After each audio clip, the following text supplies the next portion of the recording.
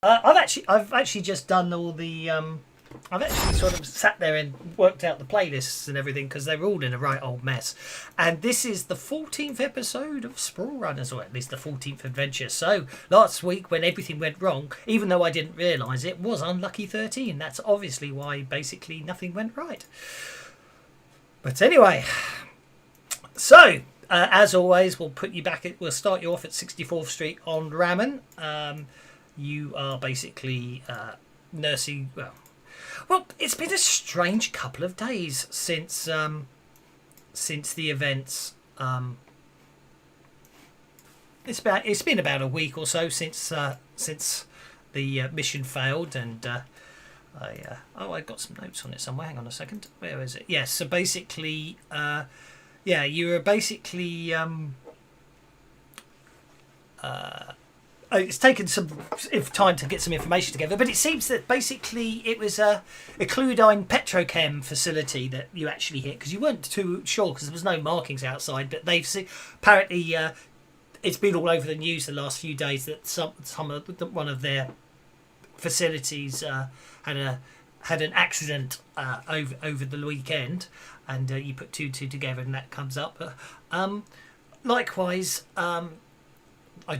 I've managed to check my notes. So basically, Neo 1 was the broker that obviously the info broker that you get the impression sold the information that a petrochem had this stuff to more than one company. You're still not entirely sure who Miss Singh actually works for. She was very cagey about keeping that quiet, but she seemed to be very upfront and honest. And as promised, the money, half the money for it, even though you felt the mission was paid up to your accounts. She also was able to track down that, and I checked this. It was I forgot. It was do you know what? I had it on my lips and my tongue, and I forgot it. It was Angelo was Pow Pow's hair. Angelo's was the hairdresser that Pow Pow went to, and he seems. One thing they did seem to find is Donahue found when he was analysing the logs you provided later on. He does seem to find some digital footprints left behind that seem to point to Angelo. But the other most strange thing about it really is that what you've noticed lately this week is every so often, as you're walking around or just as you're sitting around in the 64th Street on Ramen, people seem to sort of double take when they see you, and then they seem to position themselves so you're, at least one of you, sometimes more than one of you, are behind them when they take a selfie, and they have strange grins, and they sort of then smile and rush out. I'm not entirely sure what's going on there, but there definitely seems to be. You seem to be some sort of minor celebrity for some reason. Acceptable. Nope, that's not okay. Maybe Donahue's always been able to make sure he's not part of it. But 64th Street, sometimes you don't. Some of you, according to Mika Zakazumi, sometimes people are just taking photographs standing in front of 64th Street Ramen, and he doesn't know what's going on, because then none of them actually seem to stop inside. They just seem to walk by and then take photos and off they go. We, knowing this is happening, the next time we see somebody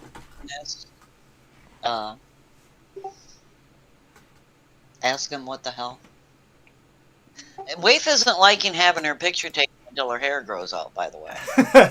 It's getting there. It's been a few weeks. It's probably at that really. It's probably just got to that stage where you really can't do anything with it. People taking pictures is like, excuse me, I'm not at my best. Indeed. So I'm going to be watching for somebody to be actively doing this, and I'm going to go out and ask them what the hell they're doing. The other thing you gather is that solar investments are rather small. Solar investments, but financial operations and exclusive residencies is their normal thing. They're a financial conglomerate.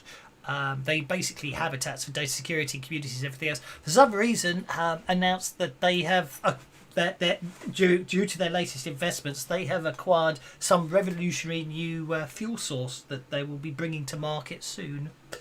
So, yeah, but other than that, all seems relatively quiet. I'll go get some of that. They're not I'm like- leaving more trash in the area, are they? Yeah, you are finding. Yeah, there does appear to be more. Yeah, with increased footfall traffic through the area, there is more trash being left behind. So you're probably busier sweeping stuff up all the time. Yeah. I'm gonna go work with Oh, he's not here today. Get the components to like basically No Aki, no Beulah. trying to basically spoof cameras so that they don't work properly. Does anti-facial recognition collars and stuff where they cause the face to blur? Yeah, you could certainly you can certainly invest in some of those if you so wish. And like lasers that Oh yeah. will. Yeah, sure. Yeah, Stuff you can certainly set stuff up. Yeah. No problem at all. Shouldn't take. Yeah, it should be relatively straightforward to get that set up. I just realised, yeah, we've got no Aki and we've got no Beulah. We got Donahue, so we still got a hacker. Now, Beulah, I know Beulah said that he was attending his daughter's volleyball today, so.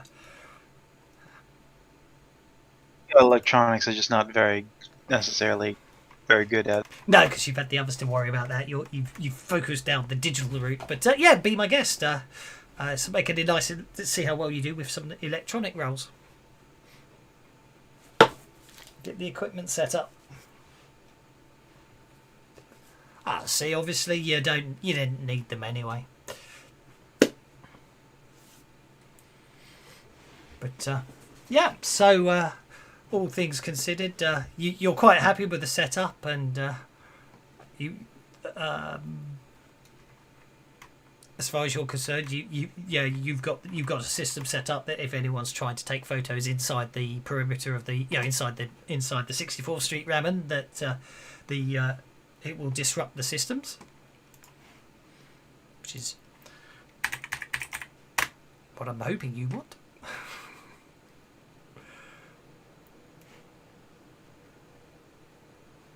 So, any other plans? I'm gonna go and visit Master Zhang at the dojo and make sure that this isn't extended beyond 64th Street Ramen. Master they haven't. Zhang. I'd forgotten about Master Zhang. Master Zhang is my dojo. Yes, no, it's okay. That's not a problem. I am getting organised with my notes because I've realised I've forgotten I had some key things and I've managed to forget. I'm going to have to sit there and watch all the past adventures because I know there's a couple of threads I wanted to set up that I probably did and then I probably forgot about. So, yeah. Master Zhang was one of the ones I'd forgotten about. So I'll add him to my notes. Thank you. Yep, no, it seems he hasn't noticed anything. Well, actually, that's not strictly true. He does appear to be showing a number of new members joining. His dojo does appear to be a bit more popular lately in the teenage age group. There are teeny boppers out there getting pictures of us. What the? I will. Interestingly, they're asking that some of them seem to be most interested in learning the same fighting styles that you use, Waif. I will point out to Mr. Zhang that we've had an increased interest in our little group and to be really cautious about what he shares with these people. Although Master Zhang is, yes, indeed, yeah. was a former runner himself. That's probably why he noticed it all. Well, indeed, yes.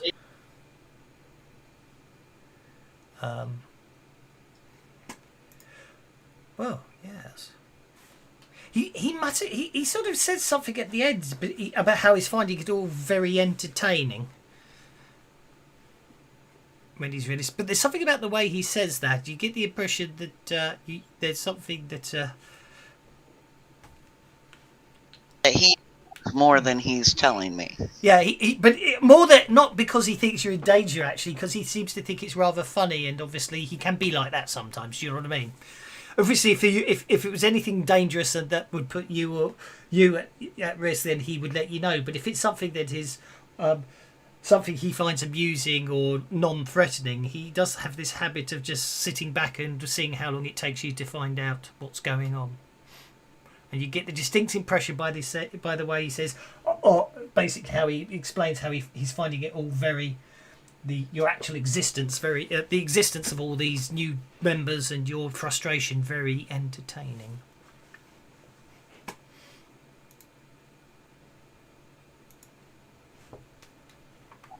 We'll let the others fill the others in on it when I go back to and run into them at wrong place because. Can I have common knowledge checks, please, once you pass that information on?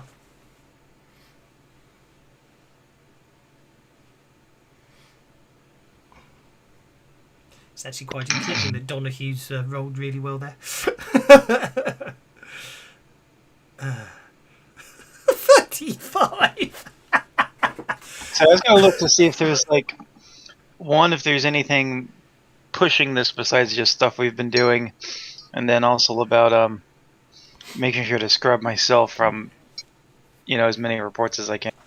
Oh yeah, no. It's stuff. It's not like that.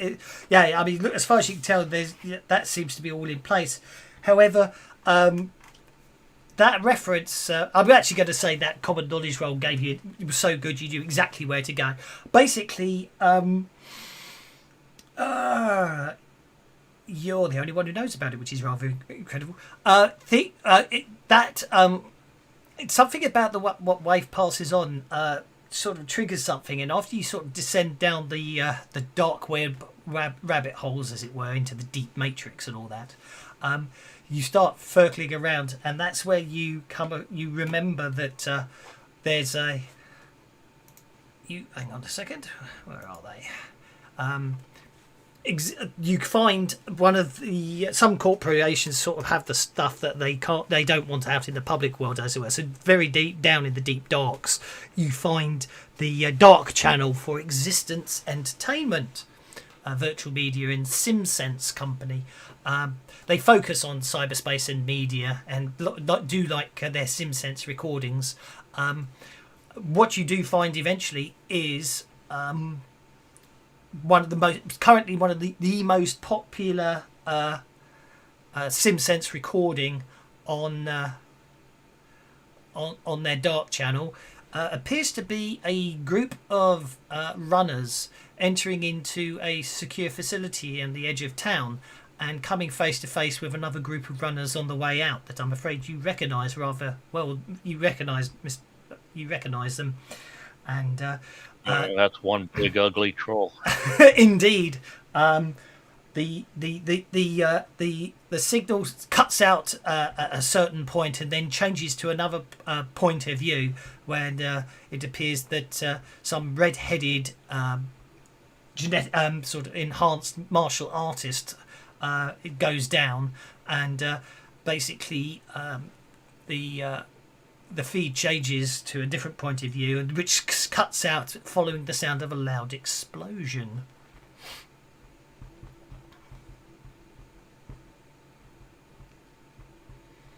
At which point, whoever it was appears to have got caught in the blast. But it seems to be doing very well and getting lots of hits, and people are very much enjoying the sensation of being in, basically of. Obviously, there's the whole. It seems to be the whole sense of them trying to get into the facility, and then obviously, but it's basically it's the actual combat SimSense recordings that everyone seems to be raving about, and obviously, you appear to be the antagonists of this recording. So was the other group was the one that was sending the feed. It appears that was the case. Yes. Well, at least I wasn't there. Exactly.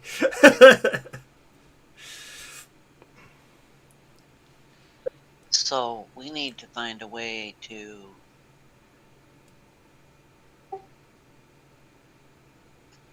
end this feed, because first of all, if we recognize the facility, somebody else is going to. It puts us there at the time the explosion occurred. This could be potentially, well, the kids seem to be enjoying it. The right people get eyes on it, and it could be a problem. Indeed, it's in a very sort of dark and low down area. So whether some is, as you say, eventually someone may well find it. But I mean, Donahue, with a good enough hacking role, will be able to basically. Well, we'll see. Well, Donahue can probably get into that site and shut it down if he so wants. I'd find out who owns it first. Oh, it's part of Existence Entertainment. Right, but who put it up? Existence Entertainment Really? focuses on cyberspace and media, especially SimSense recording sensory experiences. They are the world leaders in theory and application of corporate propaganda, mimic hacking, and widespread SimSense abuse. Their slogan, "It's better than real life," is too true for many users. Yeah, but who really put it up? Well, Okay. Yeah. But the funny thing is, if he takes it, Donahue takes it down with to stop somebody No, reposting it. well, this is the problem, but at the moment, it's only the only place you can. Well, yes and no, because it uses a proprietary digital signature. That means only. Basically, what happens is when news corporations tend to do this as well. Basically, there's things you can show and things you can't show, and if there's things you don't want to show, if you show on your corporate feed or your network feeds, and that it could upset someone else, then of course all sorts of interesting court cases and more violent options do occur. But that doesn't stop certain companies having the deep web feeds and stuff where they can link the stuff out on a site that is actually connected to them, but they have full deniability over. And this is what's happening here.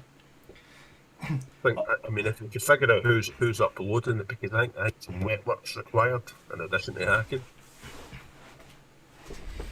Debating on whether to demand money or to take it out. Because that runner team was could probably spin it that the runner team was hired by them to do that and cause that problem. That they weren't there to actually steal what we were trying to get. They were there trying to make a. They still attacked that facility, so we could basically set one corporation against another. And that could be why they didn't believe us. We told them the place was about to blow up. They just thought it was all part of the drama.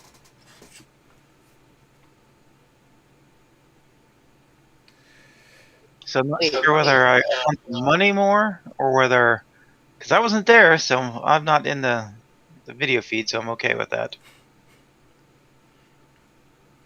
So I'm not sure whether I want the money more or whether we should go after destroy the recording and stuff, because it's already out. And so trying to get rid of it's going to be like. Psh.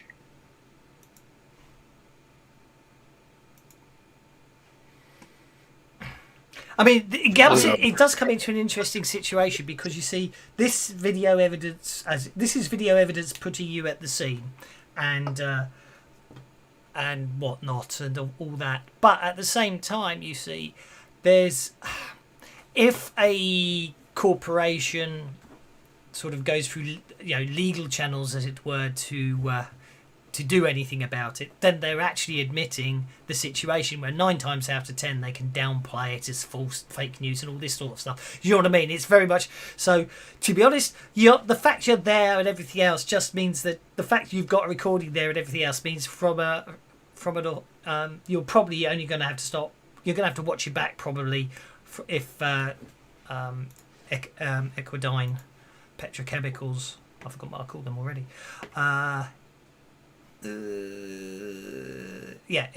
Equidine Petrochem. They may send sort of they may send reprisal teams after you, or they might not. Ironically, in some ways, they may, in fact, you may actually be found out you're being hired by them. You know what I mean? It's an interesting world of politics. It's all about the bottom line and one corporation over the other. That no one may ever actually care that you were there, if that makes sense, because it's all about deniability and everything else. If basically admitting you were there doesn't hurt the bottom line, then you might be in trouble. But otherwise, who knows? But obviously, at the same time, it's still evidence that you were there, of course. One of the other runners get away. I do believe, yeah. I mean, you get the impression. I get the impression the feed you have of the person caught in the blast was from Gandalf's perspective. I do believe Dogman and Nexus got away.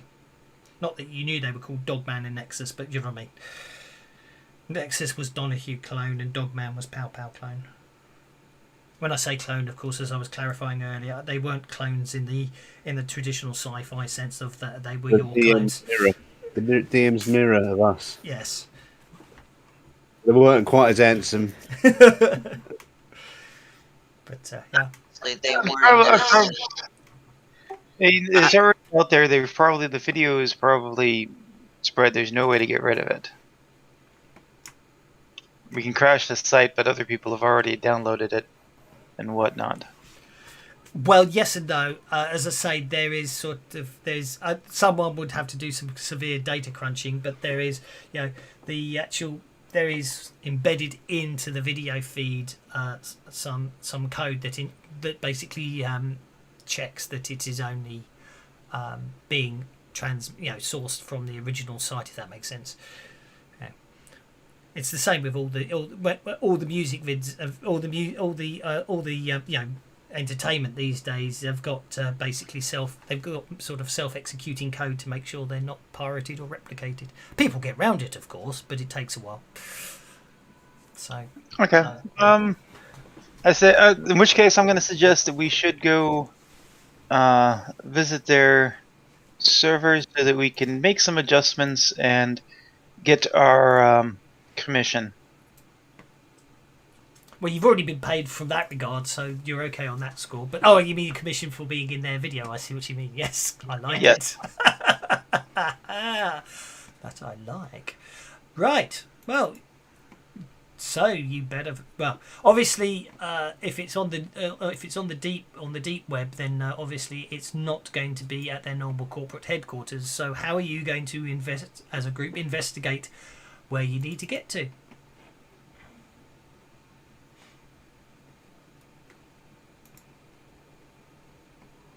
I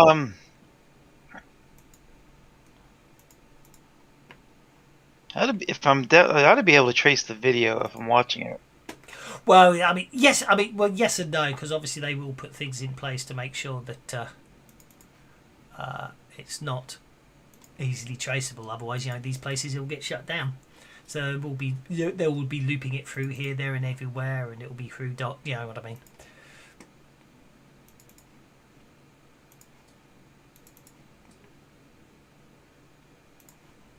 Whether asking first would be better or not. It's really up to you which way you want to go, and obviously there are there are multiple. As I say, I'm not on the combat tracker. That's okay when you're not in combat.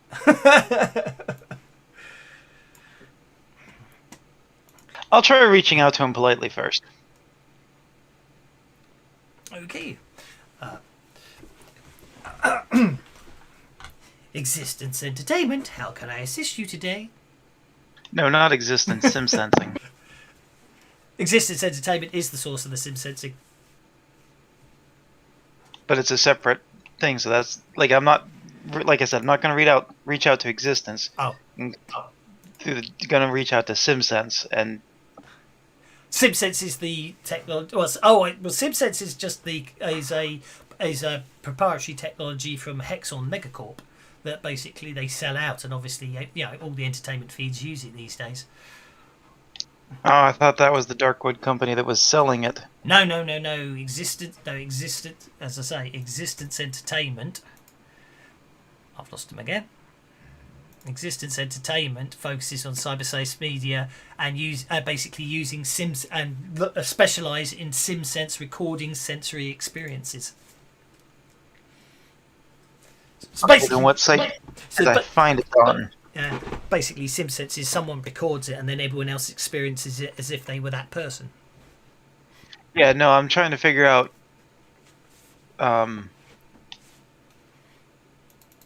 where I found it on the dark web then, because I thought that was something. Oh yeah, no, you found you were able to find the website, as it were, that streams that you can download the recording from. You get past the paywall, so you don't have to pay to get hold of a copy. It's also got embedded code in it that basically after a certain number of plays, it basically will self-expire. So you have to buy it again if you want to. Well, rent it again if you want to experience it further times. Well, that's who I want to communicate to. That would be Existence Entertainment, as far as you can tell. It's their proprietary. You recognise their proprietary data code in the data packet, basically. With your 35. Basically, with your 35, you knew exactly where to track down the website, and it's owned by Existence Entertainment. Whether they'll admit to it or not is another matter, but obviously going through the front door would mean contacting Existence Entertainment. Or you can, what I was trying to say is people can basically go on foot or use any other means they can come up with to try and work out where the actual data centre is, because there will be one. They're known to basically headquarter in big city. I guess going after the data center then, because I thought I would be able to reach out through this download site, not the sub company that does that. Well, that's the point. It's although there's no names on the servers or anything like that, but they're owned by Existence Entertainment. They just have enough deniability between them and the site if anyone ever comes after them legally, but it's still owned by them. They're the ones who are basically making the money off it. It's full of quite a few what would be deemed illegal SimSenses.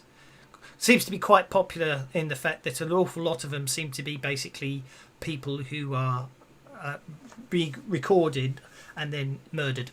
So there seems to be the big thing at the moment for that, which is obviously possibly why yours got on there, because obviously an integral part of it was basically you're being seeing everything from Stray's point of view up until the point of her death. I guess we'll just go after the servers or something then.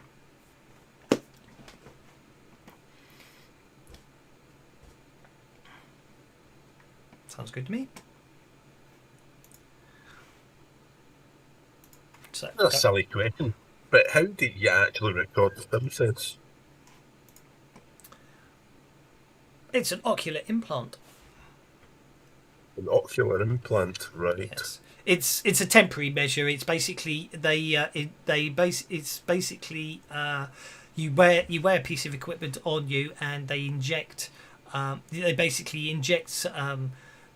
nanotechnology into your body, which doesn't interfere with magic or chi, which is part of the reason it's very popular, you see, and because that's people get to experience casting of magic, and that sets up the nanotechnology basically hooks into certain synapses on the brain and visual, cortexes and nerves to get touch and taste and smell and all the experiences, and they also build little microtransmitters that send all those signals back to the data pack the person will be wearing at the time, and then that's all recorded, and after 24 hours the nanomachines break down and basically are flushed away along with all other biological waste in the body.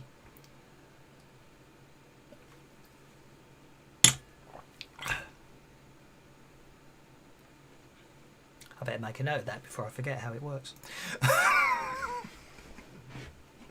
Don't worry. Next week is going to be different.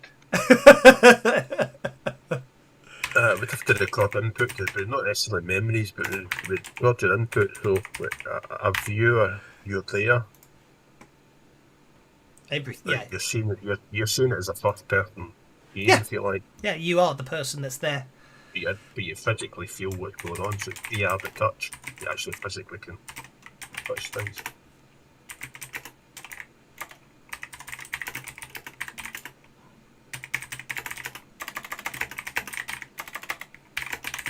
But surely that was they had to voluntarily put that in. Oh yeah.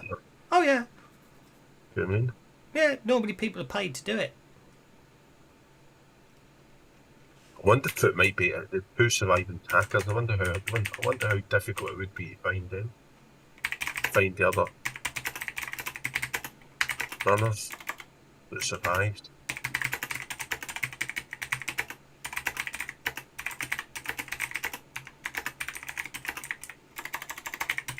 I'm just quite happy with my description of how it works. I didn't think about it until someone asked.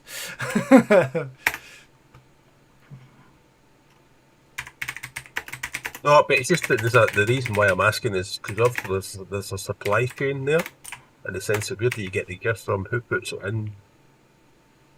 Do you know what I mean? Yes. That might be a short list of people to go and look up.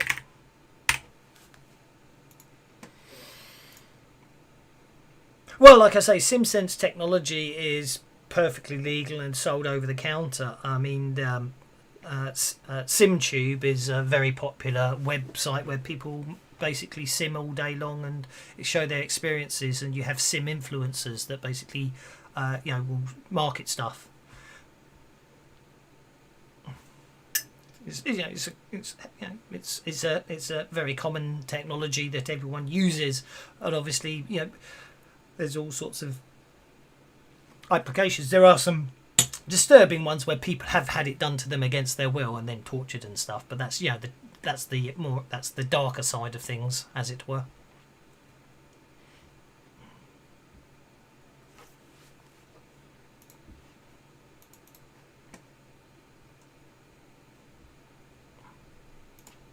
So, what's your plan of attack?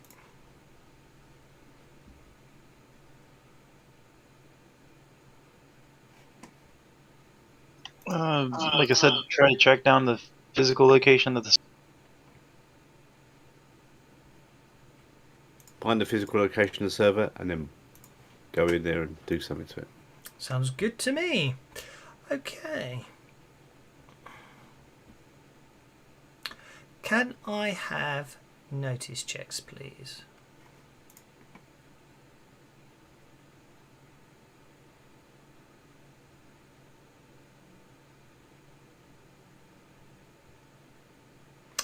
Okay, Donahue, Queeg, Pow Pow. It seems to be Aki's enjoying his ramen. Donahue, Queeg, and Pow Pow, and Merlin. You become aware that there seems to be another group of teenagers sort of getting all excited and trying to take photos of themselves in front of it, and even more so when they see that you're inside. We're famous now, okay. But I'm enjoying my ramen, so I don't care. Yeah. Waif, however, notices that, but then notices something slightly more disturbing. There's a green dot in the middle of Mr. Nakazumi's forehead. Like a laser dot. Oh, I'm going to jump over the counter and drag Mr. Nakazumi down. I'm busy not being seen. Okay. Not to be seen. Jokey. Let's make an athletics check to see how quickly you can react. Waif. Oh! Okay, yep.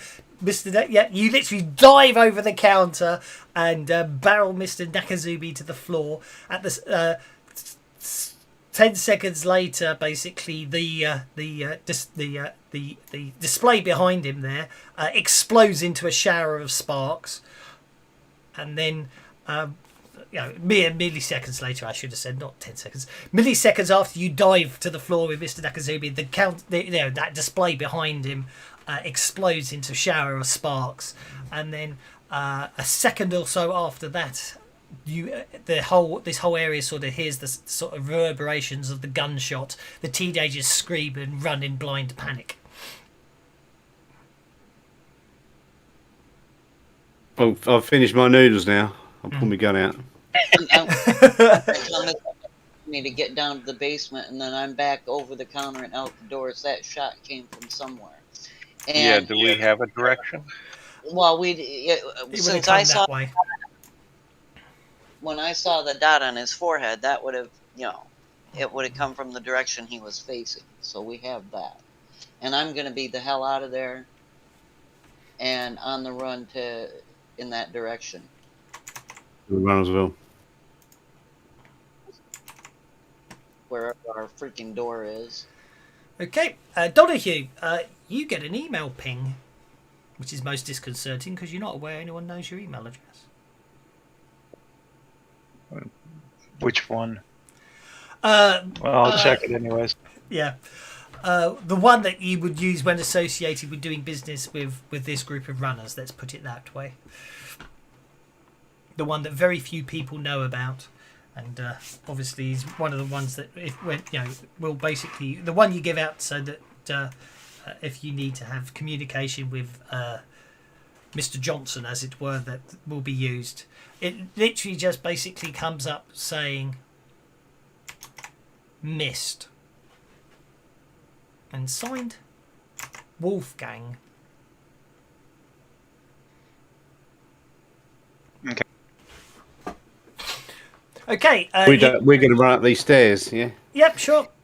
You basically run up. Yeah, you can enter the building there, and you run up the stairs, and obviously you get to the rooftop. And what you will find when you get to the rooftop, you will basically you get to the rooftop. What you find up there is not a lot.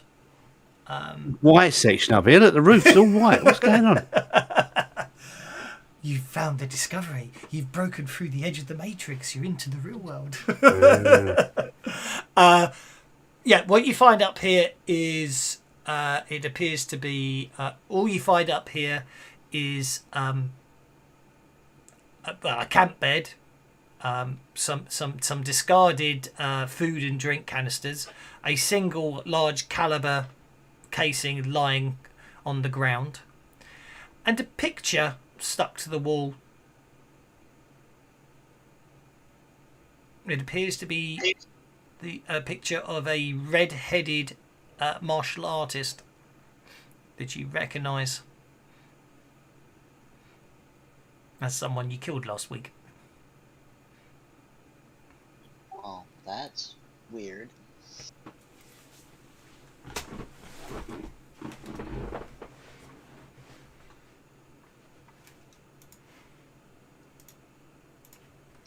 Unless it's somebody looking for revenge for us killing her.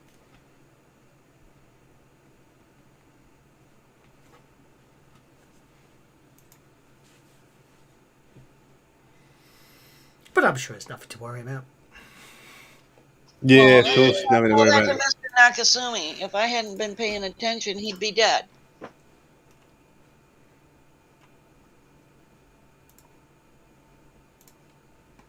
In case So you're we're gonna- wondering, Quig was staying guard at the top of the stairs.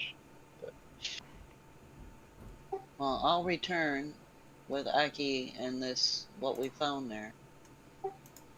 It can't be her, because she's dead.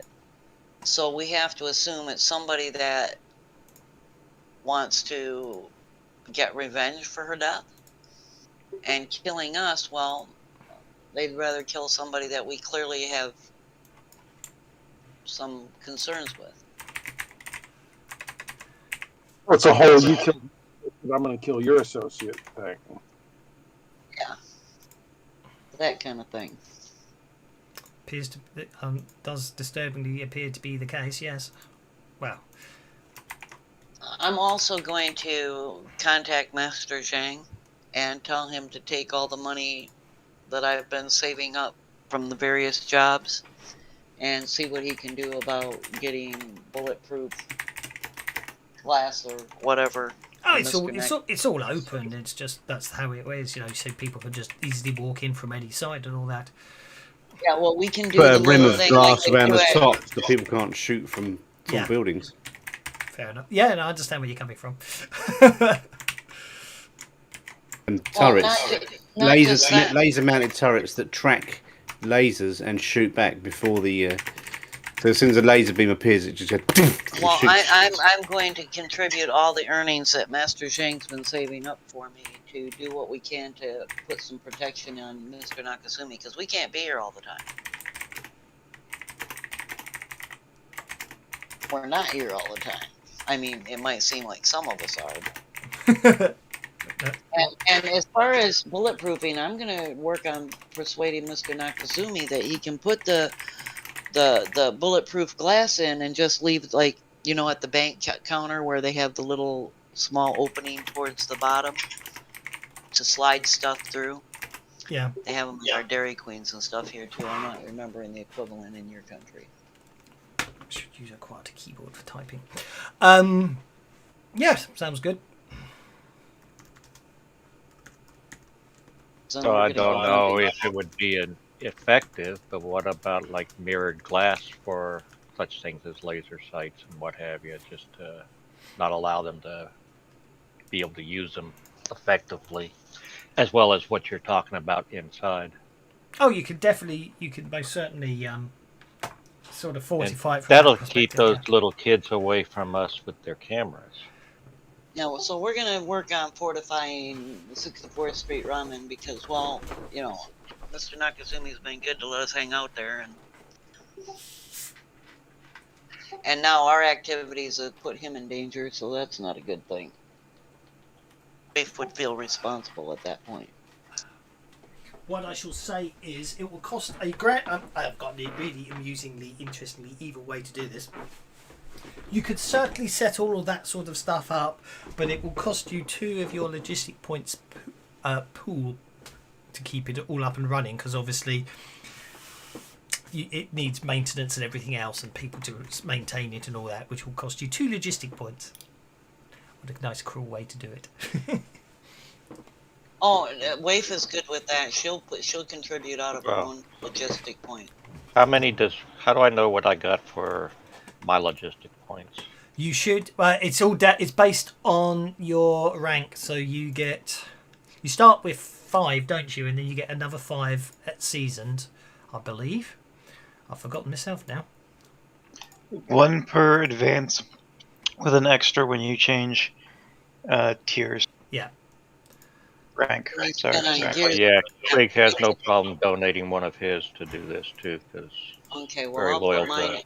I'll put in 1 and you put in 1 quick. That'll work. Yeah. Because obviously, yeah, the idea being is there is a sort of like it is a. Toby, you'd have what 17 each? Is that right? Depends what level you are. If you're at season, which is 5 advances, you've got 5 additional ones on top of your starting. I can't remember how many you start with. Do you start with 10? I can't remember. 5. 5, unless you're rich. So in theory, most of you should have 10, unless anyone's taking rich or extra rich. Did you say So you're right. One for going to season? If they got 5 advances, they should have 16. Well, no. So no. Yeah, 5 advances would be 16, wouldn't it? Because it's basically the idea was you start at 10, you get one advance, 2, then 3. Then when you hit season, which is your 4th advance, you actually get 2 because you're meant to only get 5 every one. But I decided to give you 1 at every advance. So if you've had 5 advances, you should be on 16 points unless you're rich or very rich. Well, and mine, because when we spend them, then they're gone until we sell that or lose the item that we spent them on. Exactly. Yeah. So the idea is you're I- having to invest these, and you're not going to let go of them. So obviously you have less. The idea is you're paying for maintenance and stuff. Is my logic on why you know what I mean? Why it all happened that way. Well, under my currency, everything that I've spent logistic points on, like mundane items, I've got like 3.5 logistic points in mundane, 2 in Yeah. armor, etc. Yeah. So I've got those listed with how much that investment is, and the what I still have available is under the logistic points in the little box. Yeah. So whenever, like when we all contributed to the vehicle, Yeah. I've got that noted as my share was 1, and on this I've put in 1. So that's all listed there, so I can track it easier. Yeah. Yep, so yeah, fortifying the 64-foot ram at 1 point. Yeah, that's all I'm trying to say is, yeah, it will cost you a permanent logistic point, 2 logistic points to maintain it. The idea being, obviously, it's keeping it up to date, improving the technology, and obviously paying, maintenance on it and stuff like that, wear and tear. That's the easiest way to do it. So we started with 5, and then we got. You started with 3 10. more. You should be on 16. Started with 10. You should have 6. You should have 16 unless you've got the rich or extra rich edges. In which case, I think if you've got rich, you should have 21, and I think if you've got extra rich, you would have 26. I believe. Okay, and just armor clothing says the cost is 2. That's 2 logistic points to maintain my armored clothing. Yeah, the logic of logistic points is it's how much resources and money and people and contacts. It's not actually cash. It's sort of it's your resources. You spend it for the job, and then you dispose of all that equipment because you don't want it being traced back to you for your next job. Is the little idea. It's interesting. Why on earth did my watch suddenly kick in? 1 hour ago, my sister said, "Can she come pick up the computer in 45 minutes?" Does that mean she turned up and I missed her? Whoops.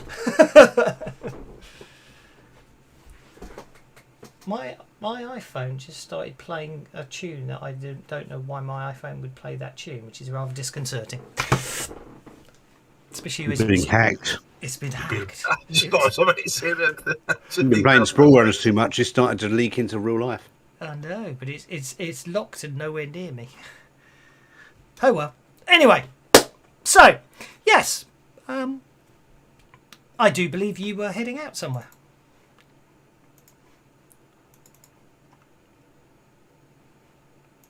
Or you had plans. Or not. Right now, the sniper might be more important. Sniper appears to have gone right now, unfortunately. Apart from the fact you got an email that says missed.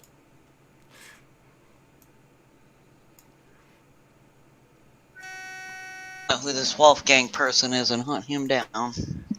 No, yeah. You could do some networking and find out. That, or can you trace back the email, Donahue? I can try.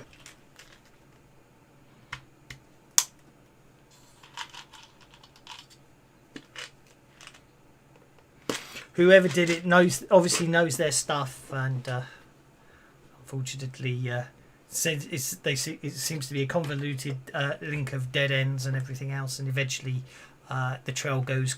You get so far, and then it appears to just disappear.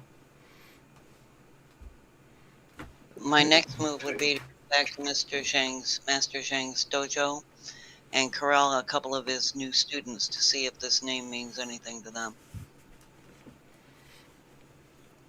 Okay, well, you can head up there and ask him. One day I'll find a decent map for a dojo, but a cyber dojo, that is. I just need to find a map for a dojo and add some neon lights to it, don't I? The students certainly don't know anything about it, but when you mention the name Wolfgang, Mr. Zhang looks up and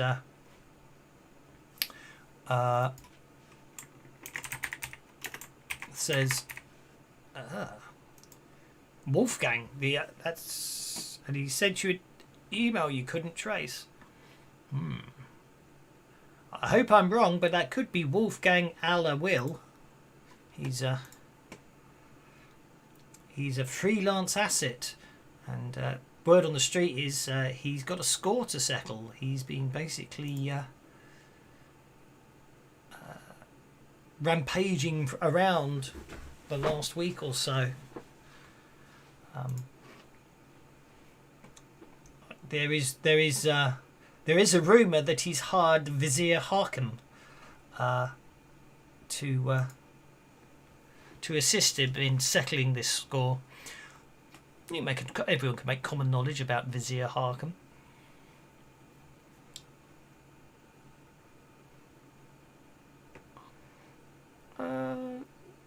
Ganaki. Popular. Well, it's not surprising. Not many of you've heard about him. Oh, wait, hang on. Let me think about it. Pow Pow might have done, but then maybe because he can hear things from the spiritual level. Basically speaking, he's a major sort of boogeyman, as it were, in the underworld. It is said that he always keeps something from the people he kills. It tends to vary, but it's he always removes a part of the victim. There's argument on whether he waits till they're dead to remove the part or not, though.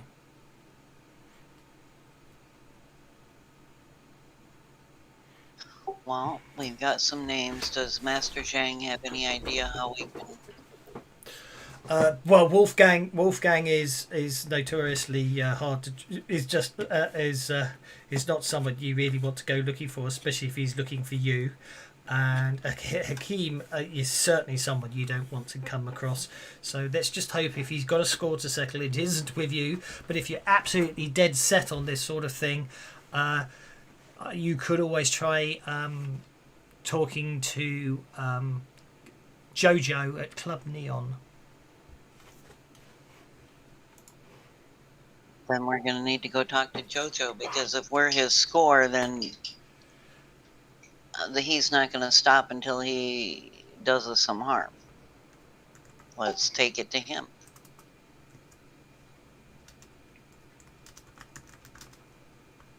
So now we need to go to Club Neon and track down Jojo.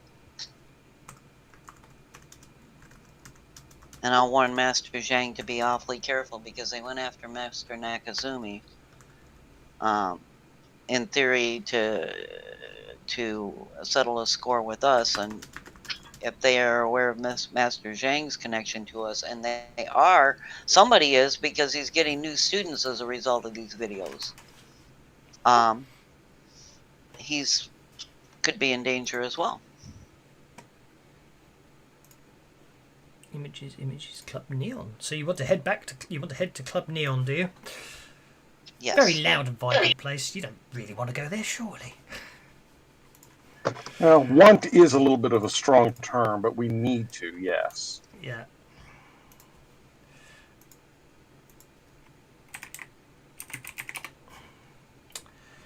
Okay, well, you head...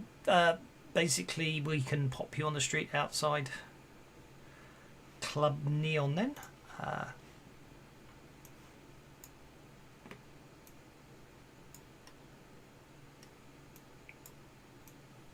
One day you'll be one day when I put line of sight on this place, you might be a cause of concern.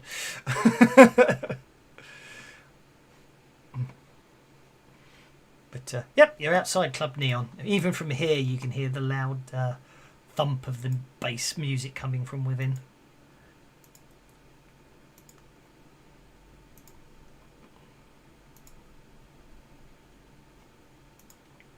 Blake's just going to head inside. Oh, sorry, I didn't realise. Yeah, I didn't realise tokens were locked, but actually, in some ways, it's better that way because then I can control your. Okay, so you find it. I'm just trying to work out how you actually get into there from there. There should be a door there because it's clearly a patio. Yeah, I know. Oh, I'll tell you what. The door must be there. Do you know what I mean? The angle of the map. There appears to be something that. Yeah, I reckon that's got to be. That is going to be the way in, because that's the only logical way for it to be the way. If that makes sense. That works. Kind of like in there, past the cloakroom. Exactly. Yeah. Or locker room, or whatever that is. Yeah. The backpack there. Has it got any money in it? I doubt very much there is a backpack there. So you basically get Rafe enters Club Neon along with Aki. and it looks like Queeg as well. Obviously, you have to stay that side of the counters. There would actually be a force field or some description that doesn't appear on the map there, and basically, each charged. Basically, it's explained to you that entry fee. It's on special offer today. Entry fee is only $50 credits. Yeah, we pay, and when I'm paying out my credits, I'm going to ask them if we can find JoJo. So he says she looks up at the clock. Looks up at the clock of the wall and goes, "This time she'll be on her pole."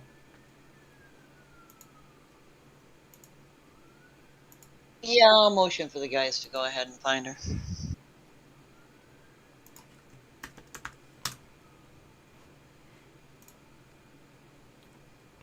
Looks like Aki's gone straight for the bar.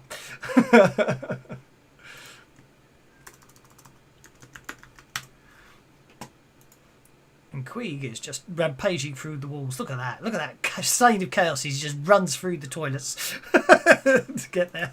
I mean, I'm taking it that's the poles up there. It is the poles up there. Maybe not the main one.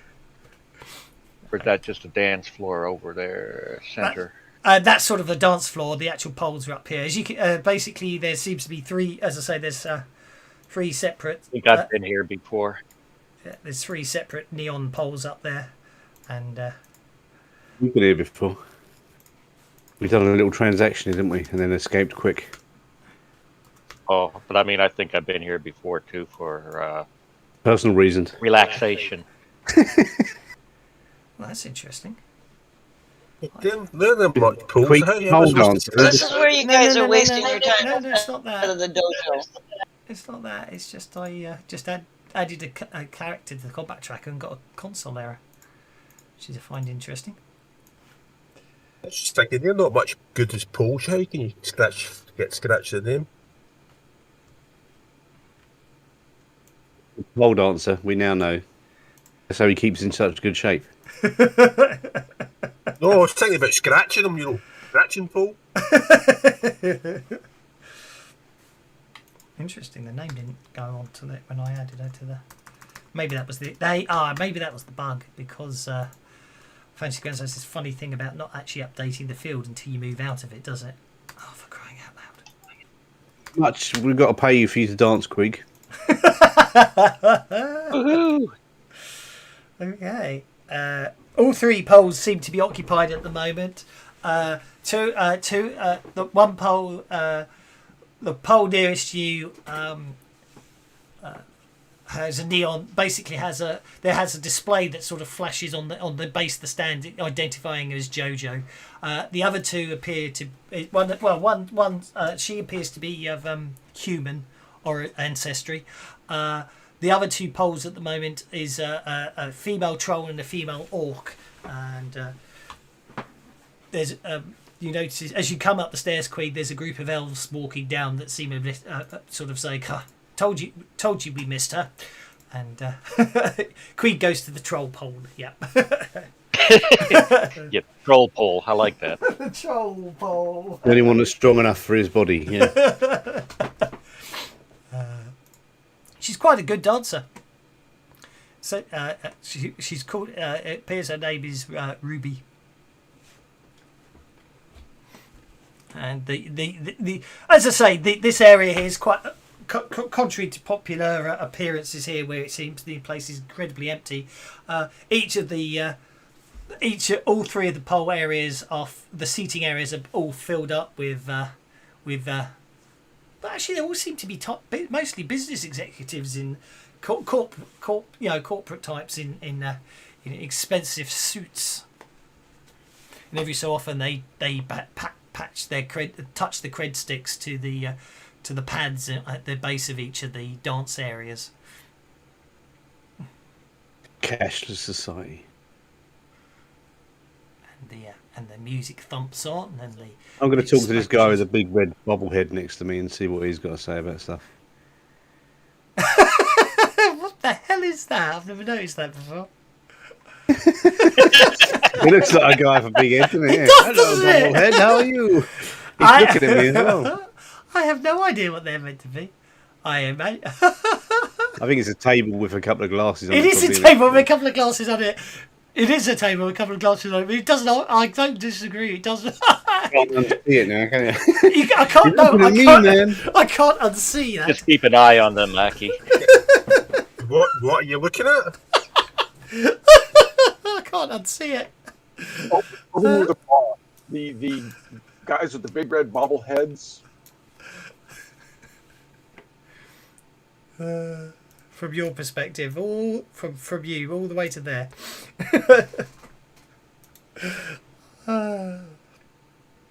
No, yes. it's Pardon? paranoid it's a paranoid android, isn't it? Yes. A bit Marvin, yeah. Yes. Talking of which, the service drone bit droid behind the bar is on a long. He's basically on a long pole along the top, bit like what's his face in Portal. I can't think. Wheatley. It comes along. It scrolls down the line. It seems to be mostly orcs at the bar tonight, Merlin, and basically comes down to you. It's like, can I get you a drink, sir? Beer. Beer, sir? Okay, sir. Are you sure I can't? Interest you in some elven wine, sir?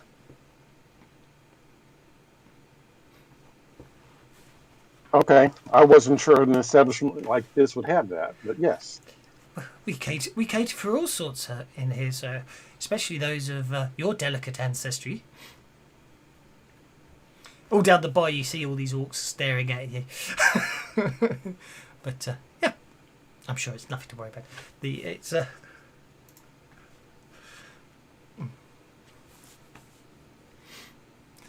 It's perfectly palatable. It's not the best, but it's not bad. Anyway, back on the dance floor. Basically, the dancing. Well, the dancing's still going on the dance floor. Basically, what's your plan?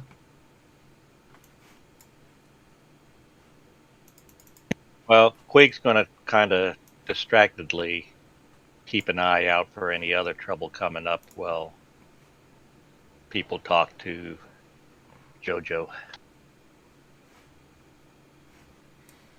I'll let Donahue do the talking. I'm going to position myself at the top of the stairs so she can't make a run for the stairs. You might want to watch the bathroom so she don't run and lock herself in there, Quig. Huh? Yeah.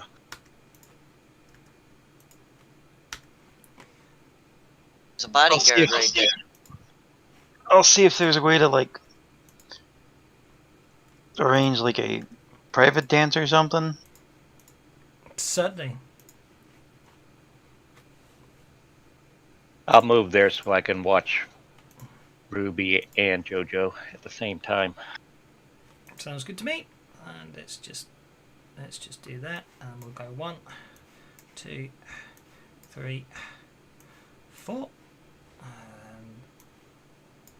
do wish there was a key. I wish there was a shortcut. Ooh, might see if we can do that. A shortcut key. So when you drag an NPC to the combat tracker, depending on what key you hold down, decides whether it's friendly or hostile or neutral. Wouldn't that be cool? And you don't have to go through every single one. You just hold down the shift key, say, to make them neutral. Just drag them on and they're hostile. And shift key for neutral and control key for hostile. Wow, cool. I like that idea. Anyway, so we'll put some corporate wage slave. We'll put some corp slaves on the bench there, and they appear to have they have a troll with them. And as you're standing back there, Donahue, you basically grab one of the serving people, and they explained that you most certainly can, and ask which dancer you'd like to have book a private dance with, as it were. I'll let him know it's JoJo. Yeah. Private's a sort of relative term. It's no different than actually what's happening over here. Basically, the only difference is they drop a privacy shield down around the area, if that makes sense. So isolating the basically the area in those red circles that becomes sort of basically opaque, so no one can see in or out, and obviously obviously there's an extra charge on that one, and it would appear that Jojo will be free in 20 minutes.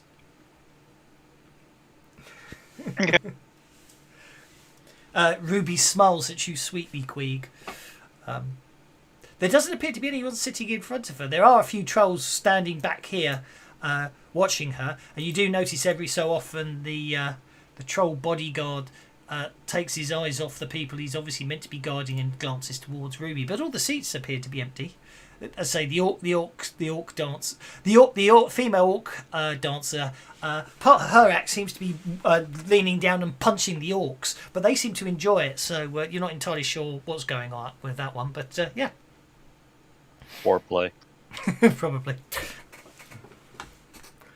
But I say Ruby seems to be dancing away, and she smiles at you as you pointed to.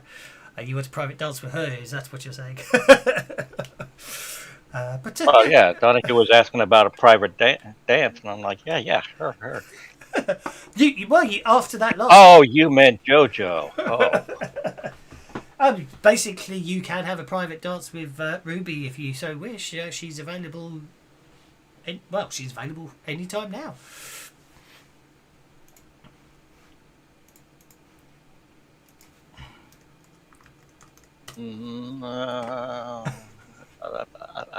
I'll wait.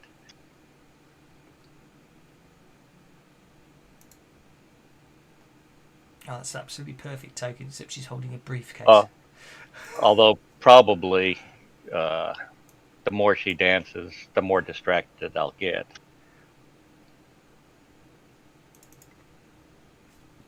Well, yeah. I need to create a Ruby now, don't I? By the way, soon as someone gets hold of the love interest card, we know who wants it.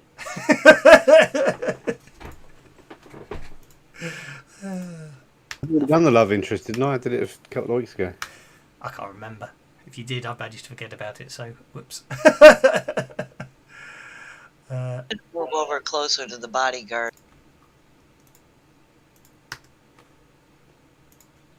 Caroline Owens, I think it was. Oh, Dr. Carol Owens, yes. Yeah, that makes sense. Yep. That was the love card I played on her, yeah. Yeah, there's Ruby on her pole. You move closer to the troll bodyguard. Sounds good to me.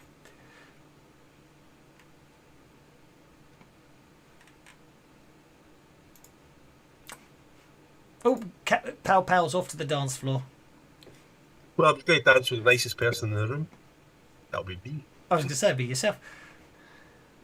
Look, manners and everything. Yeah, baby. Oh, with the lights bouncing off the globe up there, there are a lot of red dots on the floor that he's chasing. Oh shit, you got big there. There we go.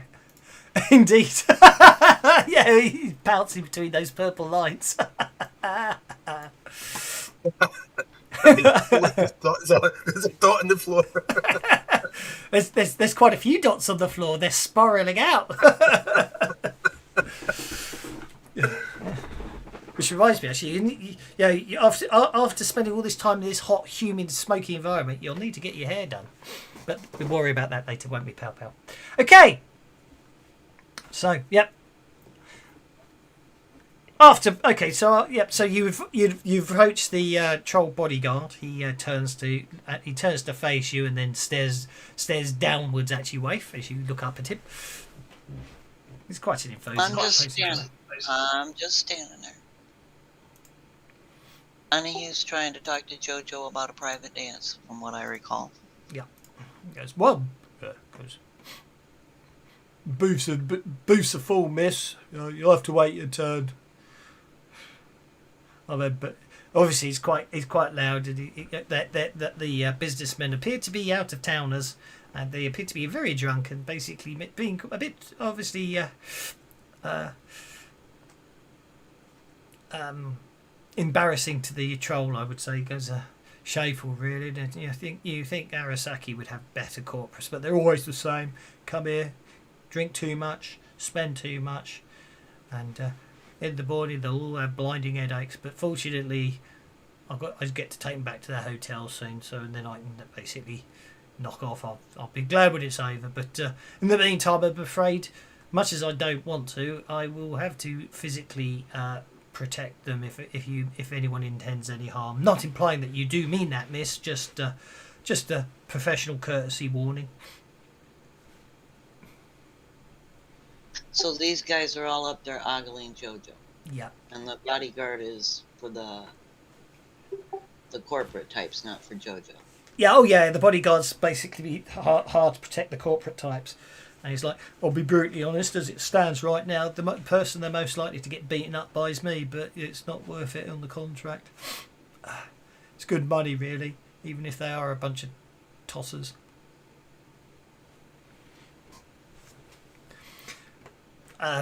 Is Queen going to stump up the cash for a private dance with Ruby? That's the question, isn't it?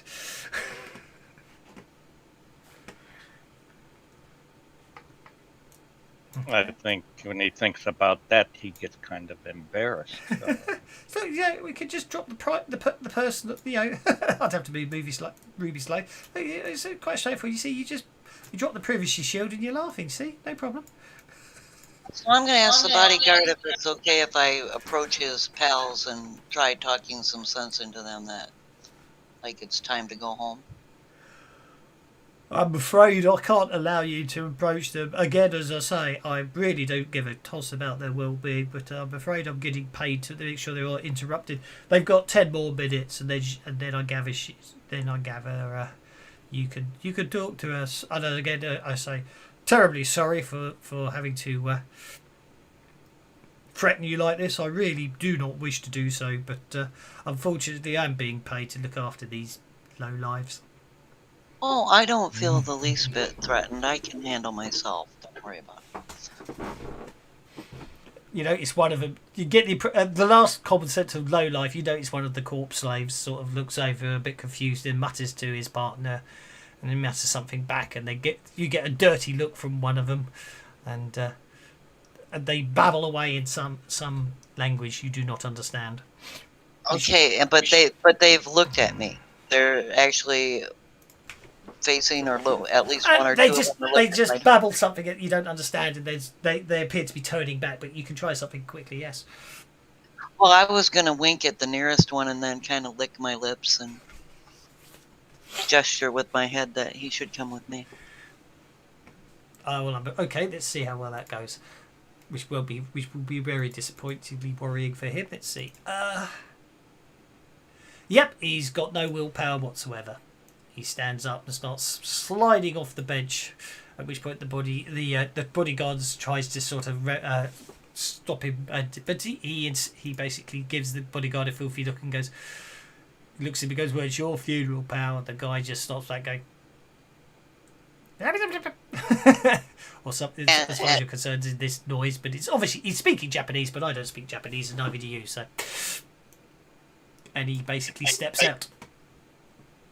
And then I'm going to take him by the arm and draw him away. And I don't speak Japanese, but I'm going to whisper to him that I know where there's a much better party where they can get much closer if he just call his friends. He looks very confused a second, and then breaks, and then sort of he looks very downfalled when he says something and you don't respond, and he doesn't seem to understand you, and he suddenly goes and he starts tapping away on some subdermal keyboard that's built into his arm, and then sort of gestures for you to repeat what you just said.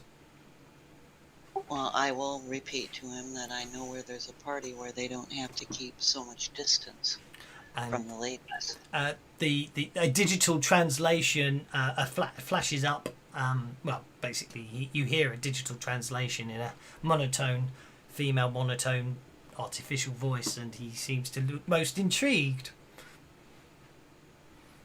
And nods.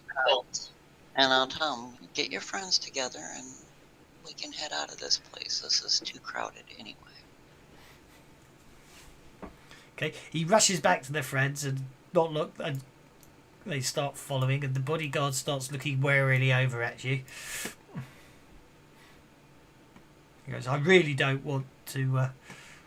excuse me, miss, but where are you taking my charges? As I say, I don't have any... Oh, I was just going to take him to another party, and at this point, since he's kind of halfway watching, I'm going to be like rubbing the guy's arm, and I'm going to reach barely, like rub his neck and then hit the pressure point and have him crumple to his feet or crumple to the ground.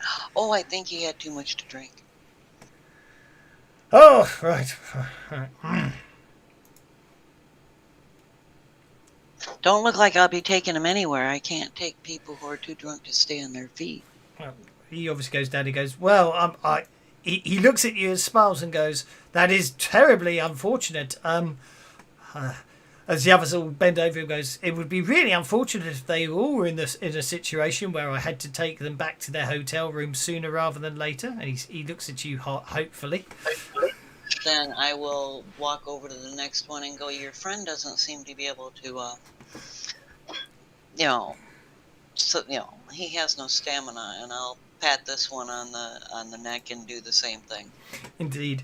But the grin on the troll's face gets bigger as each one of the friends unfortunately collapse unconscious to the floor. And he basically... he literally picks them up to one side, dumps their unconscious bodies on the corner, looks over and goes, oh, I get paid the same regardless of how long they're conscious. I say I appreciate that. And he goes, I'll just call up in a clean-up crew to come and help me load them into the back of their van. He goes, that made me smile. Thanks, miss. And I'm going to slip him, like maybe 100 credits, for... Yeah. Wink, wink. And then by this time, if he grabs 2 of them and I grab 2 of them, we could just walk them down to the vehicle now. The bodyguard's very happy with that idea. He picks up 2, and you pick up 2, and he starts making his way out of the premises. Obviously, you can. Well, Donahue, it looks like the tables are open. I'll put you to there because that'll be you coming back. But you help the bodyguard offload all the individuals, and then they're able to basically come back up and you fight. Well, the table appears in front of Ruby. Jojo appears to be free, but Jojo doesn't appear to have. Oh, I don't know why Jojo doesn't have a. It's interesting. Jojo doesn't have a colour around her, which is strange, isn't it? Merlin watches Quig walk out with the guys over his shoulders or whatever, and kind of gives him this look like, should I be worried about this? And he sees him back in just a few minutes later, and says, oh, hey, this is definitely different. he was following Bill a troll bigger than breaking him. out the trash. Waves up to the usual tricks. Winks at them and then knocks them out. Indeed. Saves a lot of hassle later on. So, I'm going to move up to JoJo, I'm presuming with Donahue. Mm-hmm. Flash some more credits at her and tell her, we've arranged for some private time. Do you want to have a seat to talk, or do you want to pretend you're dancing still? At that point, obviously, with the both being free, the security shield comes up. But obviously, people can enter with the right code, which Donahue would know. She goes, and basically clambers down and sits down next to you. If anyone else wants to be inside of the secure conversation, now's the time to get in there.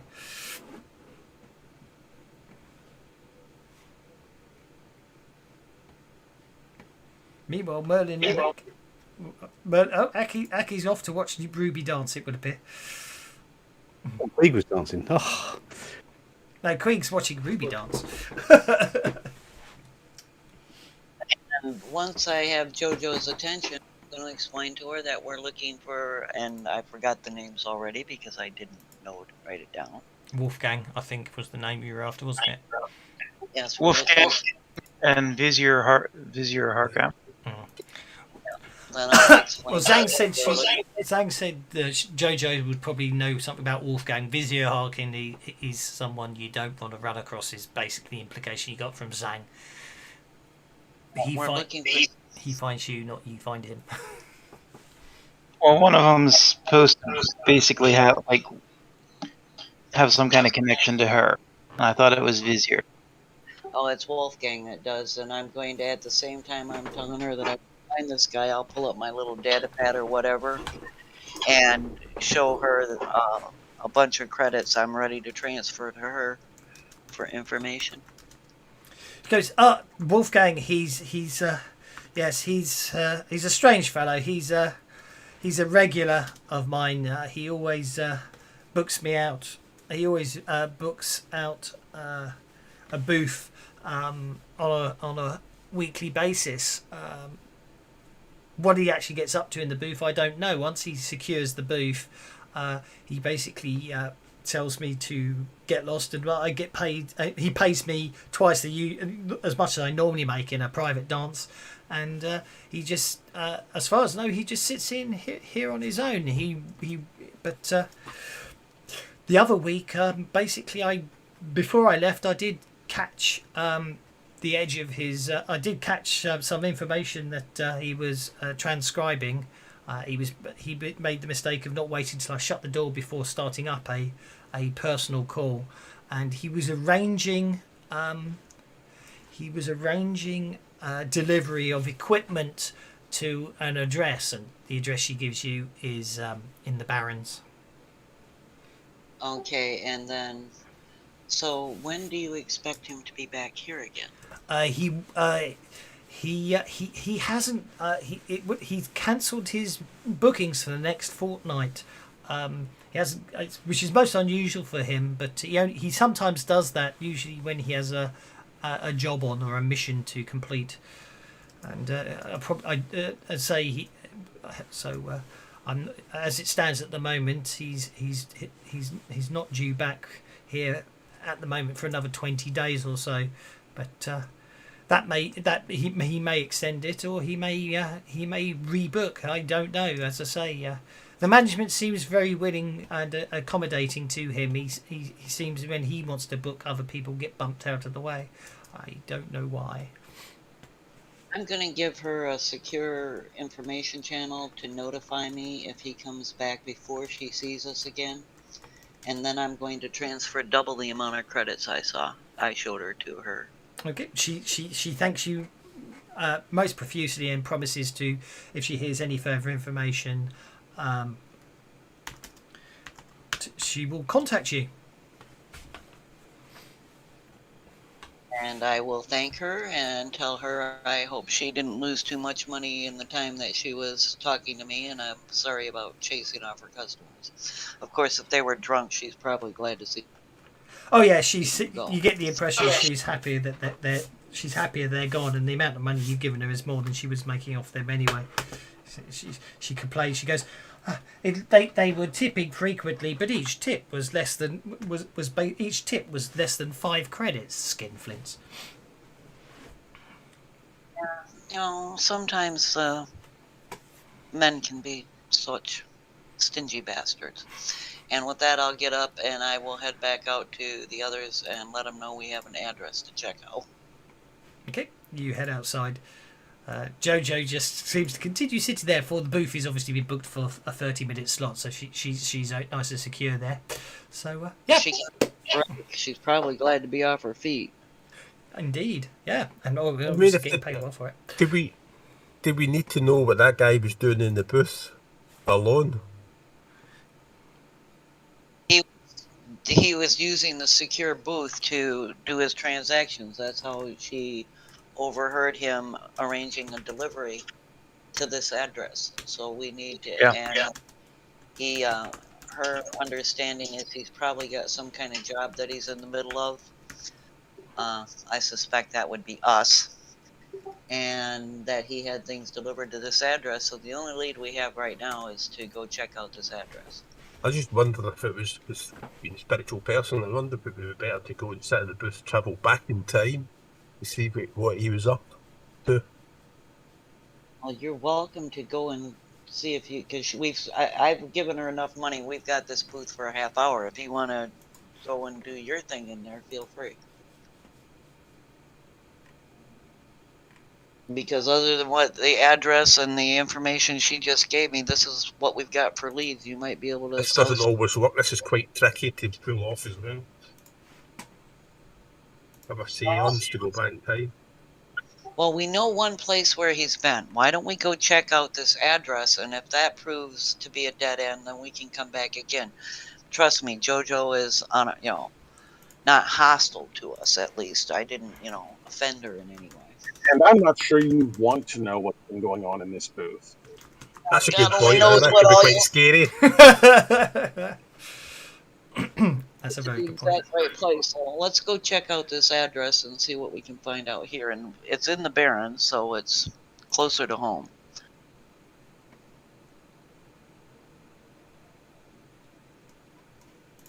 So we will head out unless we get stopped on the way out. You won't get stopped on the way out, no problem at all.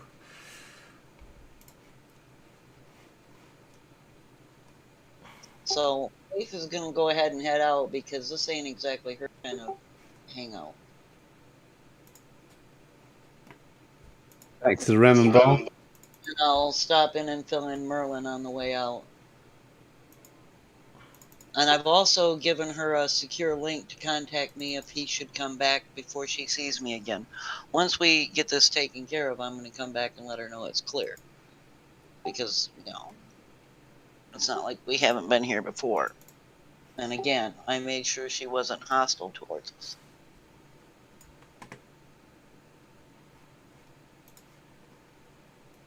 So, our next move, I guess, is to go and check out this address she gave me.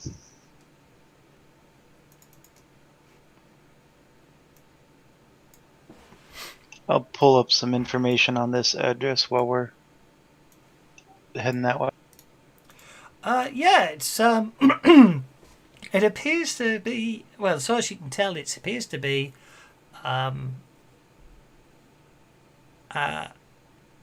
basically a manufacturing building. You're not sure. Yeah, it seems to. There's no record of what it's what it was used for in the past. Appears to have been purchased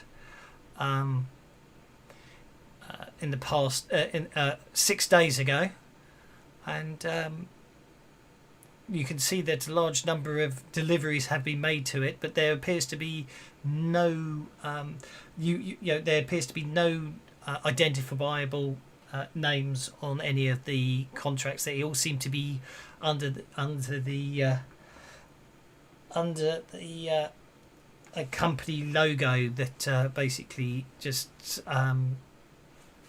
seems to basically be a large W. And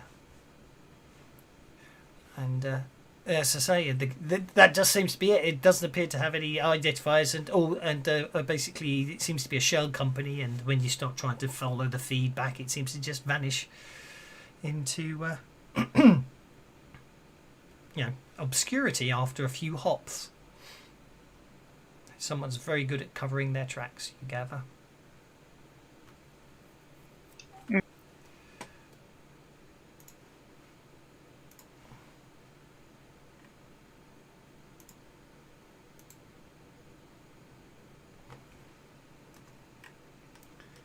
It would appear that,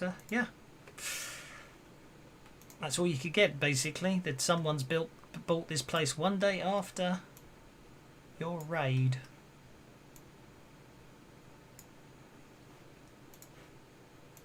Your last run, I should say. It sounds like that's where we need to go next.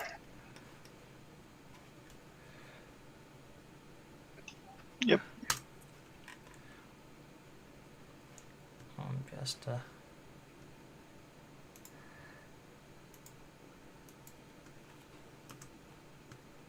fitting some lines of sight on the. I wasn't sure which way you would go, and I forgot to actually line of sight up this map, but it's a nice quick one, so it shouldn't take too long. I don't have to be really good on it. I just have to do enough to actually make you paranoid.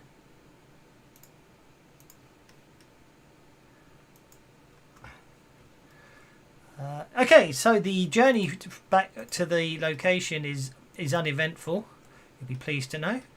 And let's get some doors in, and I'll get you to the entrance. Well, while you do that, I need a quick bio break. Sounds good to me. Good call.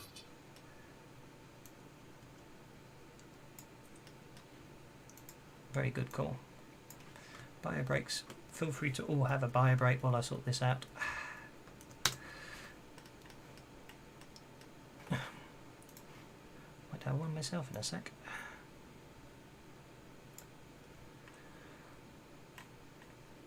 And I think that's all I need. Oh, I just need to adjust that and draw that line back to the back wall. And bugger. Oh, that's okay. That's okay. That's okay. That's how you come in, so that doesn't matter. And then all I need to worry about is a bit of terrain.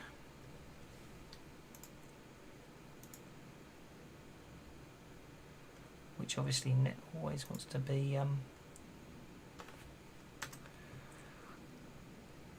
three-dimensional, which is a bit annoying. Yeah, I might not bother with terrain. Not a fan of the terrain. Okay, I shall have a. That should do it, and then I can turn on line of sight. Okay.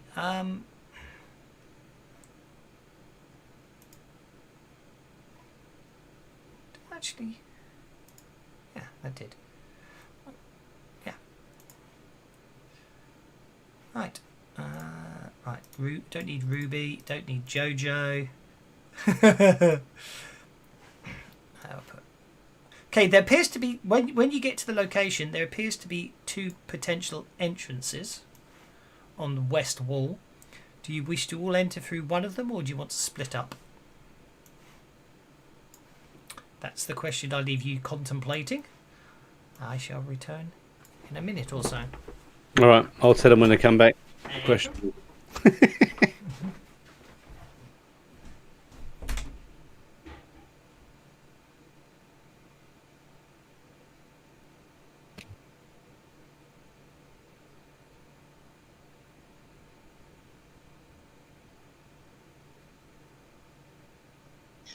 We should split up. Should we split up? Is splitting the party good? It's only two entrances. I mean, we're not going to split a lot. Like, oh, now you're asking about splitting the party, mister. I'm going to run ahead and get myself in all kinds of trouble. I know Aki does things of his own will, but me as a player, yeah, is just asking a general question. Aki has got a will of his own. And so does Waif. Waif is going to go to, she'll watch and see where the others go, and she'll check the other door.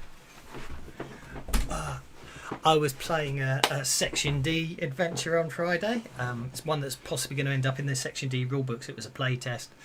And I was playing Sandy Seashore, who is impulsive and overconfident. And he can't shoot for hell. Oh no, he shot twice. It was a very combat-light session. It was good fun, don't get me wrong. He only shot twice, and both times he caused 3 wounds. So he was okay. But yeah, except for the play session that you played and where I was playing my character, you shot me. Oh, exactly, yeah. But it's like, yeah, it's like, oh, yeah. So I've got an. Anya was not impressed. Newbie. We're in an Egyptian tomb with an overconfident and impulsive character. Would you like to guess who set off the trap?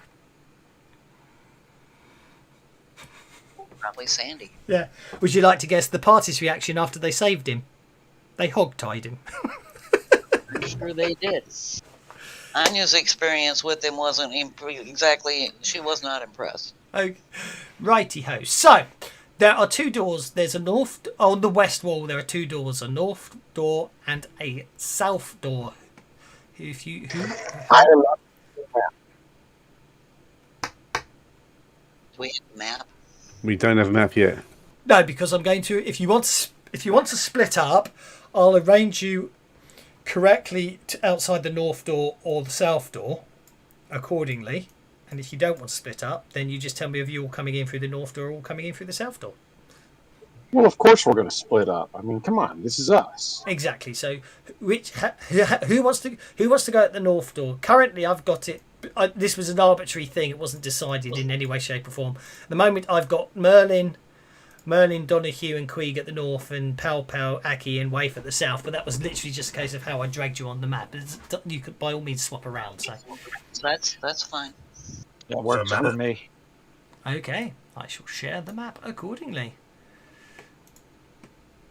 So as basically, all you can see, there's a tiny gap between the door and the wall there. So basically, as you come, the door's there because sometimes the 3D doesn't necessarily show up too well. As Aki, Waif, and Pao, you walk into a room that seems to be full of nothing but crates and some stacking shelves. There are some doors on the south wall that do extend further into the building, but they appear to be securely locked, i.e. the map doesn't go that way. But Merlin, Queeg, and Donahue, as you step in, well, you seem to be you could see sort of some machinery everywhere, and there seems to be a barrel lying on its side, but yeah, it just seems to be some machinery. You can see there appears to be a raised walkway with some doors. Over to you guys.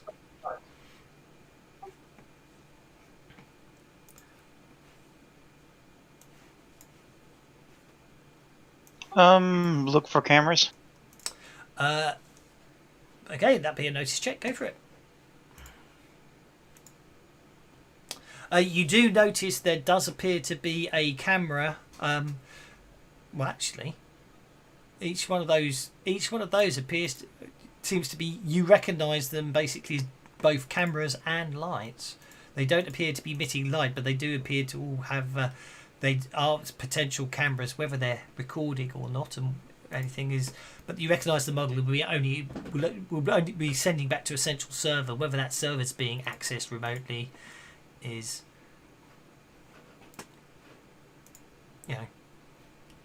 is another thing. But as it stands, that is your understanding of the situation. They're what, wireless or? Yeah, logically they will be, yeah.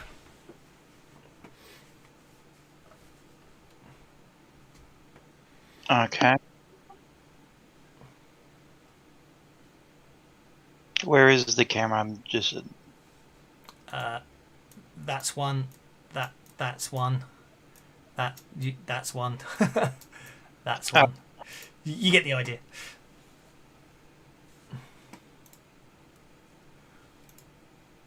Waif walks up to the door. I assume at the moment you've all been moving quietly. That's quite interesting, isn't it? There's a very tiny gap between the door and the wall there, because obviously I did this in a hurry. You can just see through it.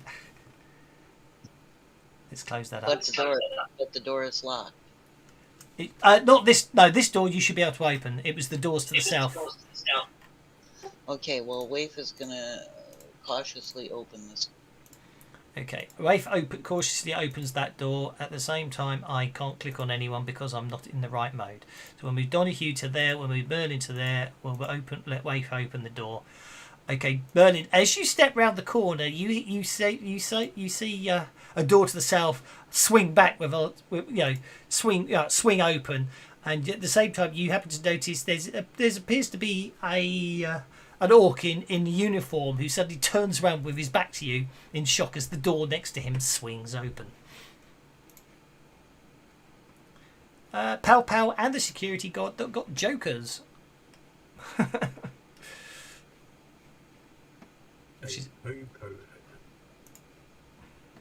Goes for. The security guard reaches for his baton. I can't see it. Can't see him yet, so move to there.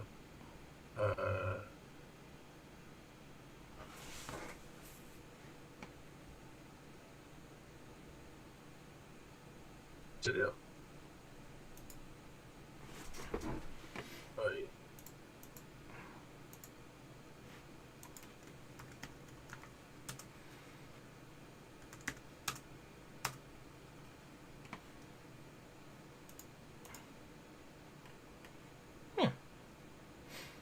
So I basically, Leaf opened the door, I stick my head in, see the guy, so I run in and shoot him with a taser. Okay, go for it. I see you. Shot him. You've shot him, so you didn't get the raise. So it's just a straightforward vigor roll. It's still -2 No, vigor it's roll. bigger Isn't it? minus. Yeah. It's always bigger. It's automatic stunning, isn't it? Yeah. Interesting. Oh, I'm trying to wonder why I can't get up the stats. No, he's stunned. I can't find what I'm looking for, which is rather annoying. Okay. Yeah, he's going for a weapon. So. Indeed. So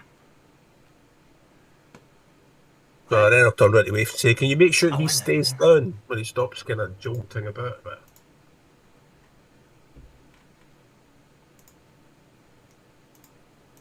He may recover though, because he's only joking. Stunned removed. Well, it worked for a second, didn't it? I can't find what I'm looking for. I'm getting quite knocked.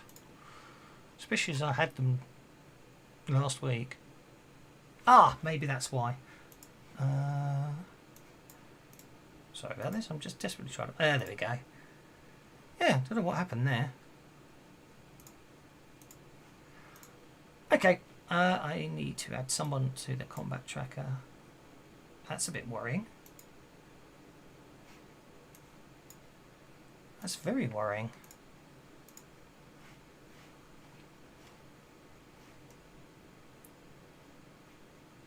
Sorry, something really weird happened. I just added someone to the combat tracker and it called them Ruby.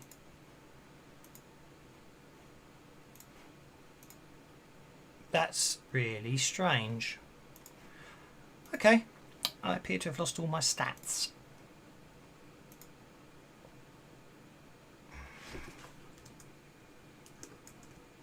That's very weird. Something's happened to my some of my NPCs have obviously deleted themselves and now I've overwritten them by creating new NPCs. Okay. I'll have to make it up as I go along. So the security guard recovers from being shaken. He basically he was reacting fast, but you got there first. He swings at you with his baton, missing, and he got a Benny. So I'm going to use that Benny, and he misses you due to him being distracted and picking himself up off the floor as he swings at you.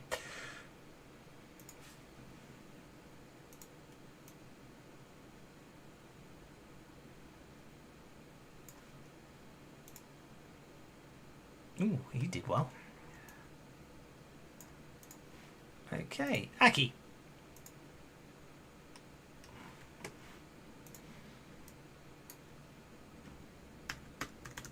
I'm going to move there.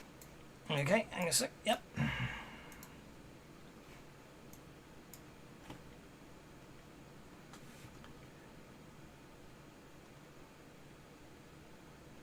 What has he got in his hand?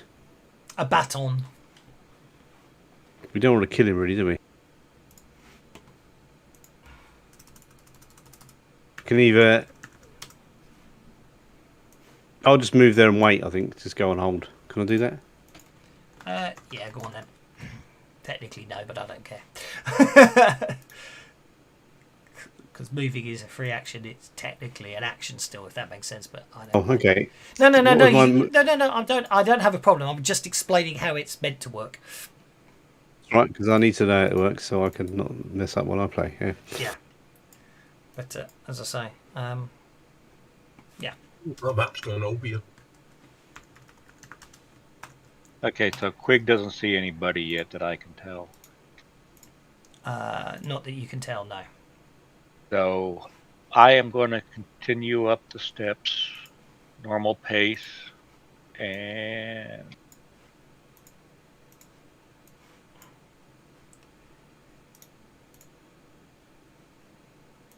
Okay. I know the map shows doors open, but they're actually shut at the moment. okay, it's shut. Is there actually what, two doors there? One closed, one open. It does look that Or- way. Now I look at it, it I- does look that way, but only the open doors are openable on the map. The others, let's say for argument's sake, are rusted shut or deformed or something and just don't open. Can I open that door? You open that door. There, you basically, as you open the door, you see a orc security guard running towards you. He looks in shock as you open the door. He skids to a halt in shock. He was running down there, but obviously, that was his entire movement. I don't see him, but is he close enough to hit? He's right there. Uh, I'm hoping you can Maybe see me. because I haven't gone. I mean, the square you pointed at, I can see, but I don't see him. Oh. The Now I see him. the frame doesn't always show around them. Sometimes you have to mouse over in order to make them obvious. All right, yeah. I just hit him and re-showed him. That seems to work sometimes. That's what, like 2 squares? Yeah, basically. I'll just wait for him to step out, and then I'll sweep him back in. Okie dokie. Merlin.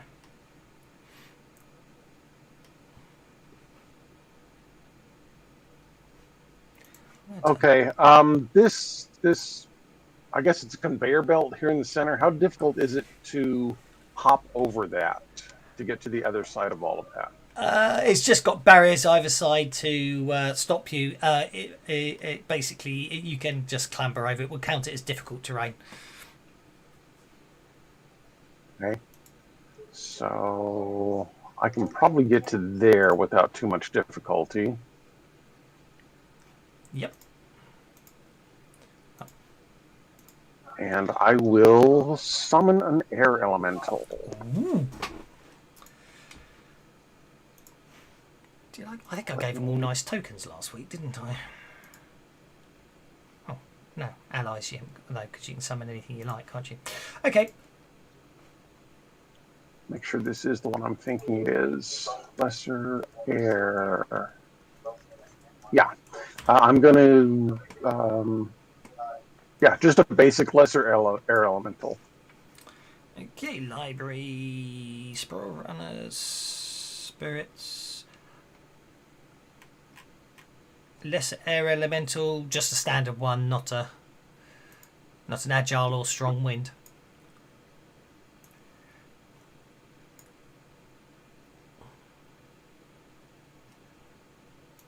If you're answering, I couldn't hear you.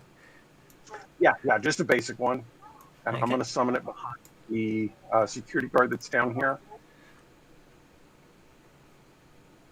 Yeah, what? So you want what? So you wanted to appear there? Yes. Okie dokie. Let's give you a lesser air elemental. There we go. Bink. He appears there. Okay, and he will... it's a thrown attack, huh? Yeah, okay. He will attempt to grapple this guy Go for in it. an effort to try to like knock him out kind of thing. Don't knock him out. Be an athletics to grapple the security guard.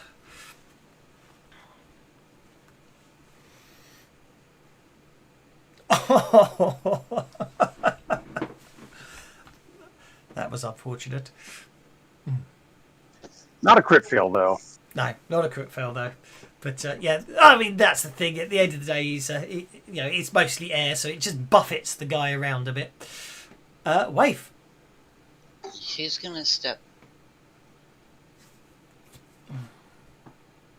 step over the security guard, and she's going to take firmly a hold of his arm, all 5'2" of her. And she's going to explain to him that we don't really want to hurt you, but we are looking for Wolfgang, and he's going to show us where he is.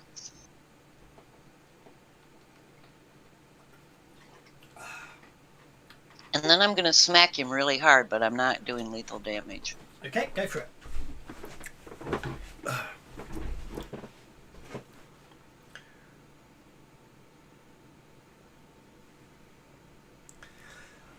That's a 6. That's a hit.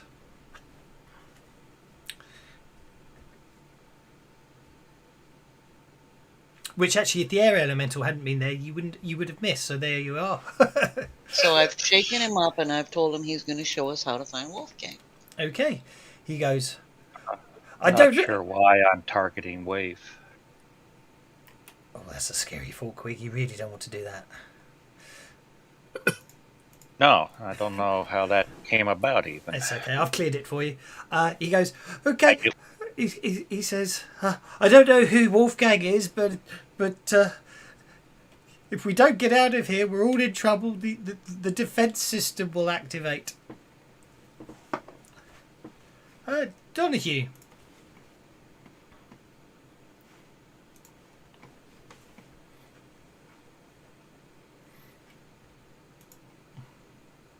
I'll get up to the door so I can shoot. Okay.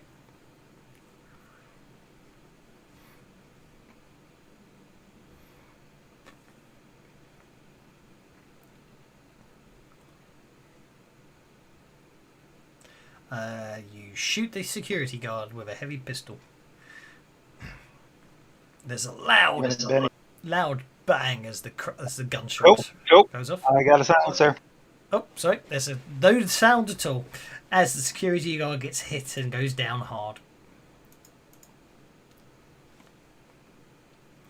However, there will be quite a lot of loud bangs as a turret appears in the ceiling and starts swiveling around.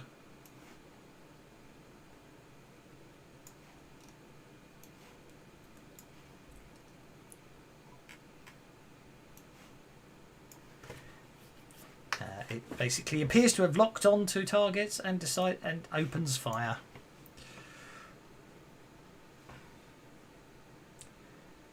Look at that. It misses the security guard. It misses the air elemental, but it hits Wave. Typical. What I absolutely didn't want to happen. I wanted to kill the security guard. A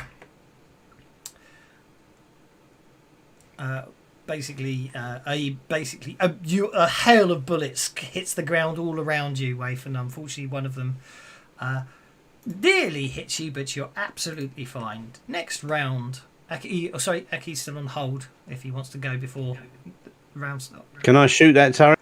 You can give it a shot. Yeah, go for it. Yeah, I'm going to shoot the turret. And then I'll take you off hold, and then I can deal you in for this round. I always forget I press the new. I always make the mistake of pressing next round rather than the cycling, which reminds me when people are on hold. You target the turret. You hit the turret.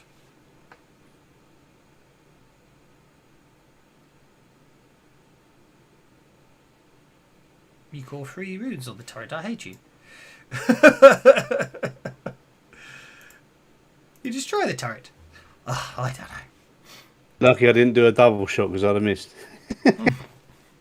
One bullet. Obviously that turret was... I need to check the stats because I lost the stats for the turrets from last week. Bugger. Okay. Deal you in. Waif. The security guard... Well, actually, that's straightforward enough. We don't need to carry on with the combat because you've killed one guard and you've got the other one. He's just been... And I'm... He's basically like, look. He basically says, look, and drops his baton on the floor and goes, look, I surrender.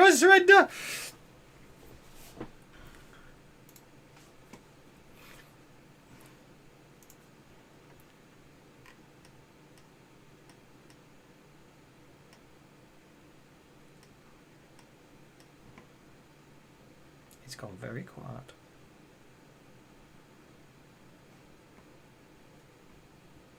Hello, is anybody out there? I can't hear anybody. Hello. Yeah. Are we in combat then, or? No, We're out. I think Surrendered. I said you're out. You took it out in one round. That was the fastest bloody combat yet. Okay.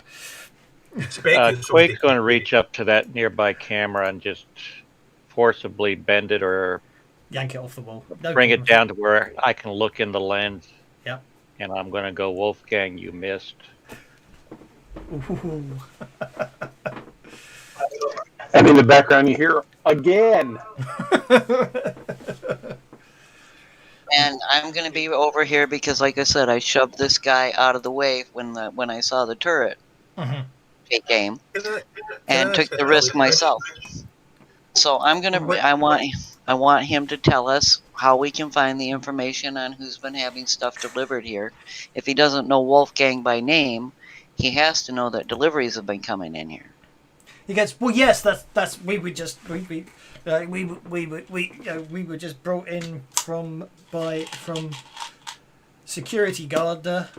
We're just employees of security guard. They basically hire out security guards for places. Turnover rate seems incredibly high in big city for some reason. We're not sure why.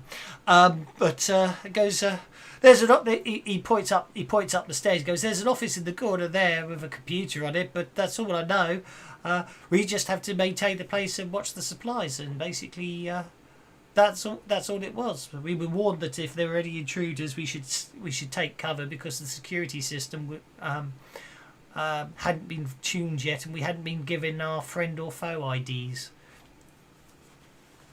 Well, then keeping him with me, I'm gonna drag him up to this office, and Aki and Donahue are the ones that can get into computer information.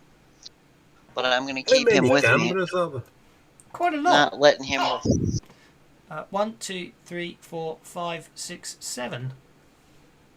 Isn't that like a lot of cameras? It's unusual. Isn't this like candy camera? Oh, hang on, 8. 8 cameras for one room. Aren't we like on a film set now?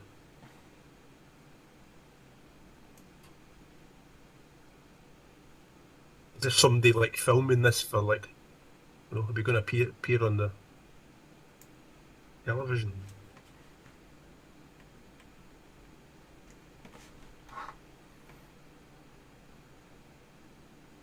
They got us on Simpsons, and now they want us on just normal camera feed. Yeah. The security guard says, look, basically, and says, look, I'll show you the way. And where is he? I've lost him on the combat tracker. He is no longer targeting anyone. He goes, look, and he starts walking.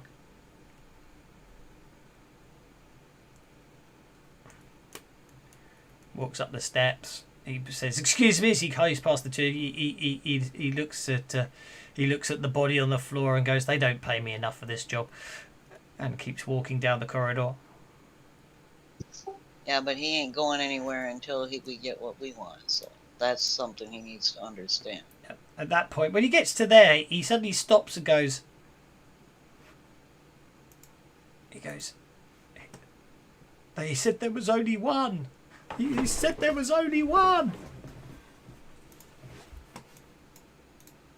By the way, that room north of Creekwise, does it look like it's spraying jam everywhere?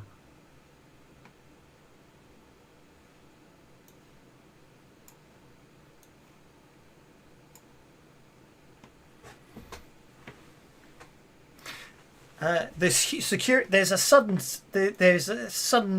staccato of rapid machine gun fire, and the security guard just flies backwards into Donahue in a spray of blood and guts all over the place.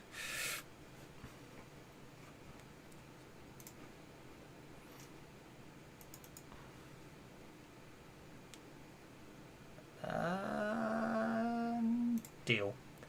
Oh, wife gets the Joker. You jammy so-and-sos.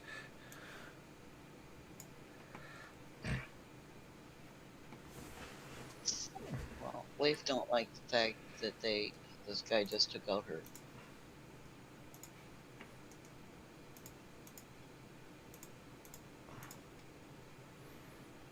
At some point, I must turn blood splats off. you basically walk up and you shoot at the turret, shaking it. Merlin. Merlin is going to also shoot at the turret.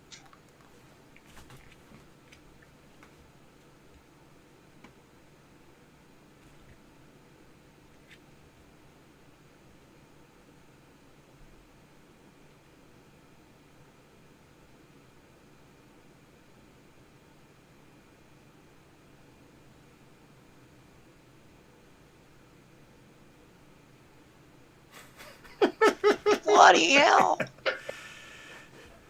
Merlin obviously knows exactly the right spot to hit an armoured turret with a bow and arrow. I shot at him? Yes, he does. Oh, bang! The turret just shuts down and just hangs limply from the ceiling. I don't know. I'll start putting in turrets that Donahue can hack, and you guys shoot them before he's. Well, he's not here last week to hack him, and this week you kill him before he gets a chance to hack him. I don't know. Or have fun and change the friend or foe targeting. But anyway, I shall unlock the tokens again. Yeah, it does look like it's spraying jam everywhere, doesn't it? I don't know what they're up to up there. That's probably part of the original building.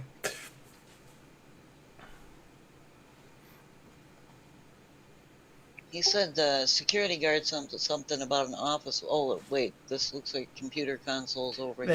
There's two doors. Let me open the doors to give you so you can. Hang on, did I forget to put a door on the map? I forgot to put a door on the map. Oh yeah, no, there's a door there. That's fine. But I did forget to put a door on the map. This is what happens when you do a. This is what happens when you draw a map in 30 seconds flat. I've just noticed a new feature in the thing. It's like, I'm impressed. What's that? That when you target multiple people, and each arrow's a different colour. I'd not noticed that. No, I've just noticed that. Like, Do what? I've targeted everybody in the room, right? And you're all each Puts an arrow on you pointing at who you Oh, are. yeah. That's been in all No, RPGs. they've changed ever. the colours of the arrows. Each arrow is a different colour. The arrows are actually using the dice colour You're using the dice colour, yeah. of the person you're targeting now, rather than your dice colour. Yes. So, like, if I target Aki, it's orange, so I know I get a visual note. I know that I'm targeting. That's If I clever. target Waif, it's going to be blue. Yeah. Logically, if you target the air elemental, it goes to green, I suppose, because he's allied. What happens if I change the colour of the air elemental? Yeah, look. So if the air elemental's friendly, he's green. If he's neutral, it's orange. You know, see what I mean? So yeah, that's new. Anyway.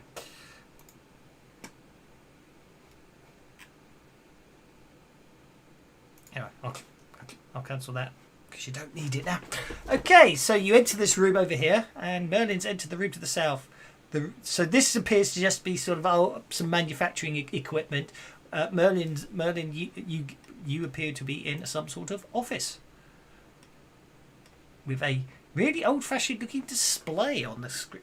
It's like you're quite surprised.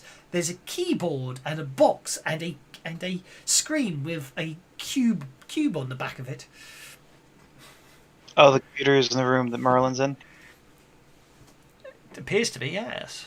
I mean, actually, I just noticed there's another one in there, but yeah. It's Merlin's over this. Is this a window? Yes, it is a window. Okay, then Merlin's going to come over here and examine this pin board back here. Okay, it's interesting. On the pin board appears to be pictures of all of you, except for one, which basically you can find Queeg's picture, you can find Donahue's picture. Sorry, not Donahue. You can find Queeg's pictures, Pal Pal's picture, and your picture, and Aki's picture, and Wave's picture, and there's an additional sort of the same. All of you are basically like in well, pretty much like your portraits are here. So sort of photo-sized things, and then there's just one that appears to be just a black square with a question mark on it. I'll be Donnie, Get wouldn't the it? good side. Unfortunately, it was before you had your hair redone, Pal. But And Waif, it's why your hair, it's a photo of you in a state where, well, it basically appears to be they all seem to be taken from the feed. Somehow he's he's obviously used some mind print technology that some people, you can print things from feeds, as it were. So he seems like he's watched the SimSense feed and outdate had taken memory grabs, as it were, to print out your faces. Yeah, we'll have to find a way of deleting the evidence. I don't want any evidence of me with bad hair. The board seems to show quite a lot of information. It's really strange. It's all being written online, but then given that, but then the computer you find on the desk here seems quite low key and old tech. It's basically almost unhackable by obsolescence, if that makes sense. It appears to actually have what you can't remember the exact name of it, but you sometimes see him in the antique shops. A cathode YouTube or something display. You're not entirely sure on the of their tech, but cathode YouTube.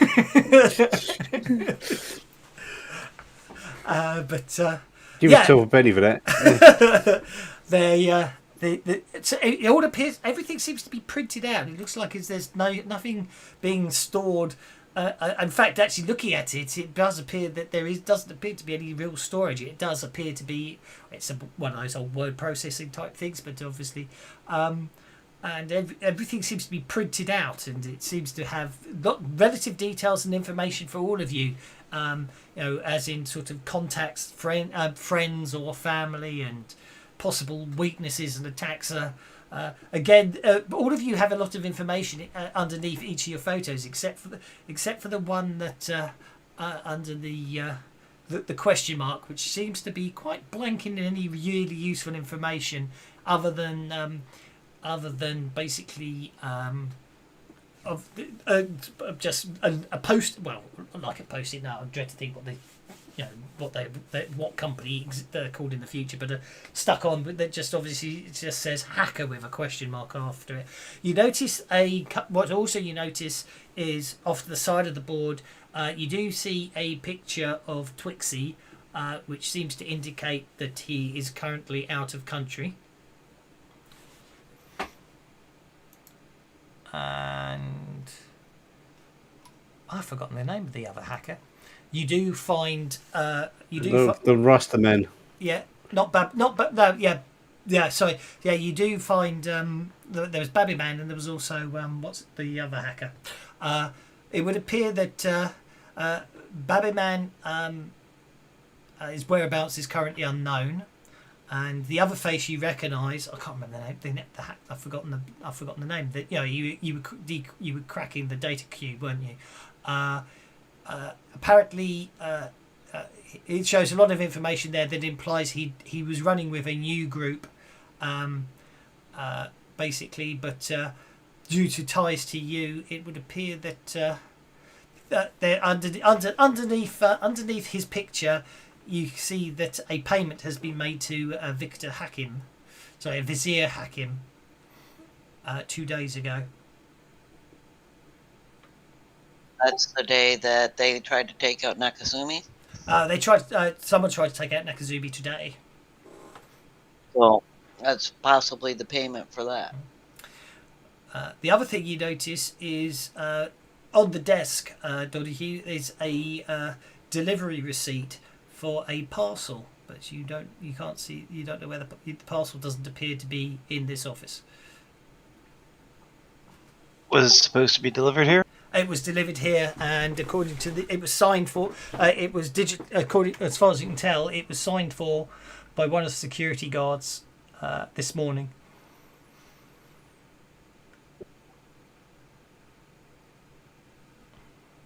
All right, so the computer is basically not hackable and wouldn't have any real retention of information, right? No, it looks like someone is you get the distinct impression someone knows how good you are and is not leaving you any clues. We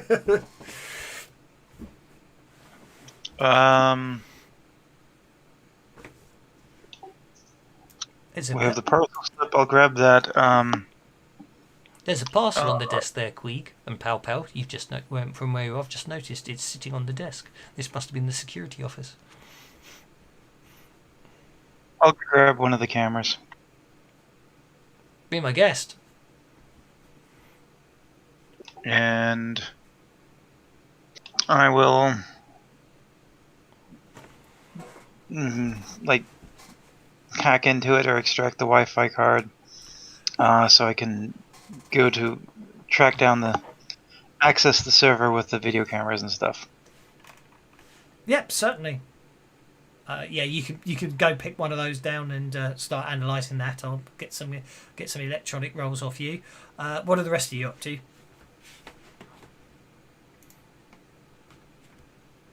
I'm just watching for anybody coming in and interrupting us. Mostly I'm because curious. Which is basically what Quig's doing as well. Can I have notice checks? mostly because I Aki and haven't Pal yet. Merlin is going to do an astral scan of the area. He's going to kind of step out of the office and look around, and if he needs to, step into each of the individual rooms to. yeah, I'm going to cast. I'm going to cast a couple of. Aki, you completely failed to do anything. Merlin, yeah, you if you want, yeah, you can step into each room, do an astral scan, and so can Pow Pow if you want. No, I'm going to cast a couple of spells. Okay. I'm going to cast Summon Ally twice. Or not, as the case may be. Something's obviously seems to be blocking this area, Merlin, to prevent astral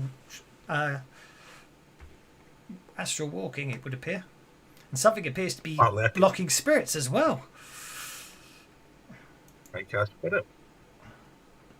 Aki, you Maybe- critically failed your maybe notice, they'll so cast. I'm afraid you basically looking around the place. You failed to notice the slightly damaged loose tile, and you basically knock into Donahue as he's analysing the electronics, scattering components across the floor. Sorry. Just looking at me toes. Don- Let's have a. Yeah. Let's have a look on the astral plane then. To make it. no, Oh, Merlin's, right, very Merlin's, serious. after all of that, make a notice check as well. Merlin basically seems to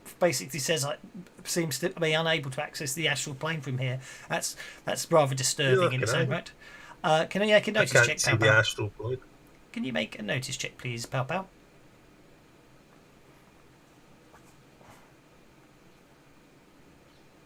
There's a parcel on this desk over here.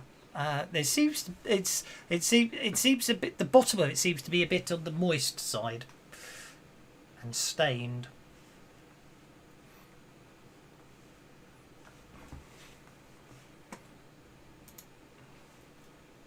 It's a bit. We've got a moist parcel here. What does that mean? When I say moist, it's the bottom of it. It seems to be. It has all the corporate logos of of a delivery company and a deliver by today date stamped on it. Wave, you do delivery, do you not?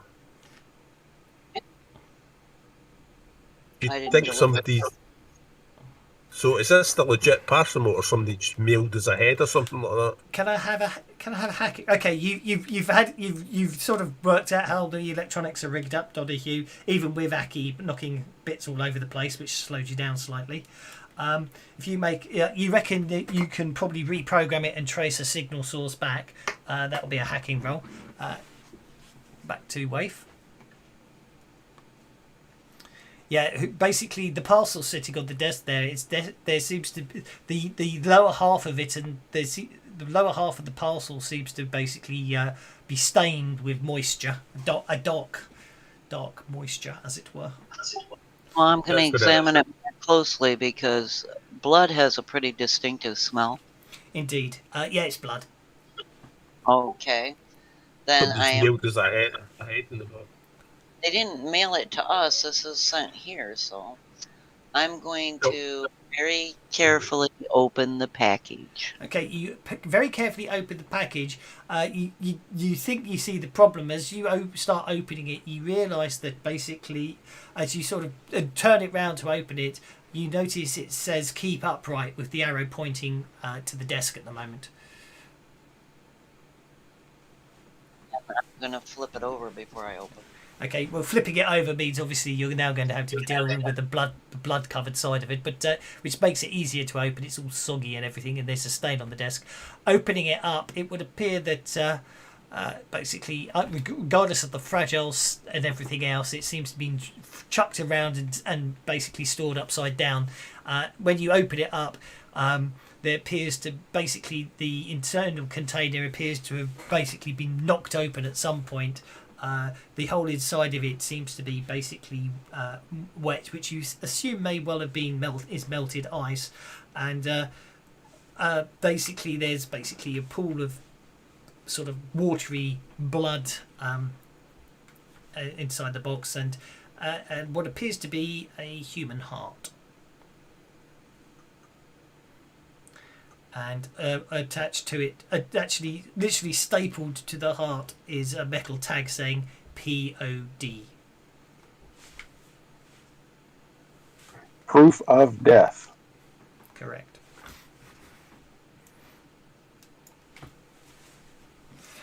Donahue, as far as you can tell, the server farm is on site.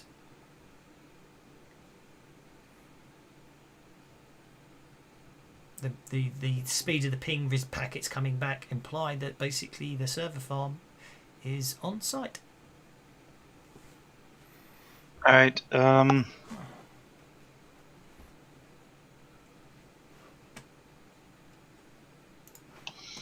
I will move around. I'll note the amount of what is the. I'll note the time, and I'll basically go and hit like 2 other spots to triangulate where the server likely is. Basically, it's I mean, the issue you're going to have with that is really you're literally, as far as you can tell, you're literally it's literally somewhere within this very building you're in right now. Is what I'm trying to say. Yeah, but it measures in microseconds. So, oh, microseconds, yeah.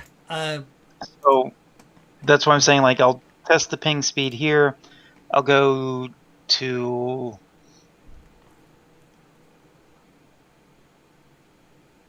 up here. I'll do a ping test there. I'll do a ping test there, and that should give me an idea of at least a general location of where the server is. South.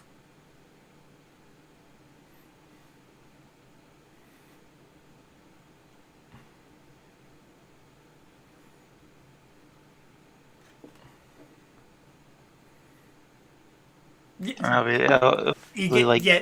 get the impression that basically, obviously when you entered the north end of the building, and because that was where the doors were on the west side of the north end of the building. So what you can gather is the data center is obviously appears to be somewhere on the other side of this wall. Not literally on the other side, as far as you can tell. I mean, from what you can ascertain, it's on this level south of your current location. You're going to have to go through one of those red doors on the southern end of the map.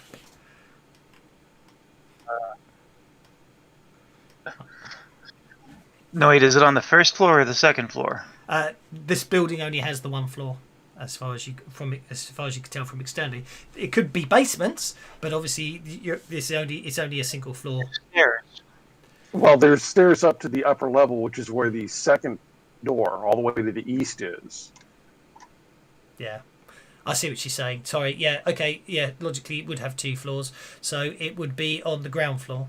Sorry, I understood. I understand where you're coming from now. In fact, there's an indication. Actually, it's probably one. It's below you. You get the impression. Actually, now you recheck here, it could well be below you. Right now, as it were, as you're over here. I'll let others start. Like we're looking for this, and I'll head for those. I'll head for the door over by the south entrance. Secret doors. Ask for someone to come with me. Yes, you were quite correct. I forgot that there's actually an upper floor that you guys are on. So logically speaking, that door will take you to an upper floor that runs along the building, and that floor will take you, as you quite rightly surmise. Yeah. Okay, someone's going to have to get through that door. You can use electronics or lockpicking, or even hacking. Basically, if you feel so inclined. I'll be nice. I could let you use all three to get through that door. It appears to be a door of some kind. It is a digital lock, so you can use any of all. You can use all three. If it's a mag lock, you need to use hacking, and then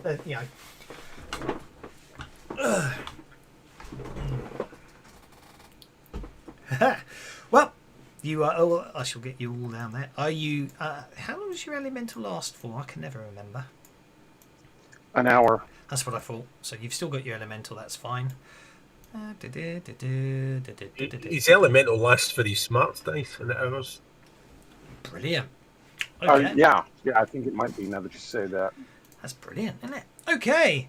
Okay, you open the door to the south. It reveals a set of stairs heading downwards.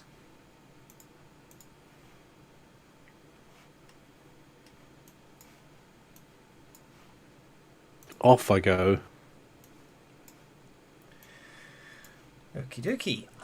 Merlin very subtly pulls his hand away from the grenade that he was getting ready to throw at the door.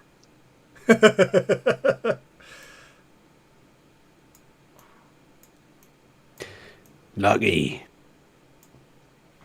What do I need to do? I need to Put us on the map. Do I need to roll that? I'm just trying to work it. No, I don't think there's no easy way to. So basically speaking, yeah, that's how we'll do it. So, so you open the door, you head through it and down the corridor, and we'll put Aki at the front because Aki always likes going at the front. And you head down that. You basically take the stairs down. The corridor at the bottom of the stairs turns to the right.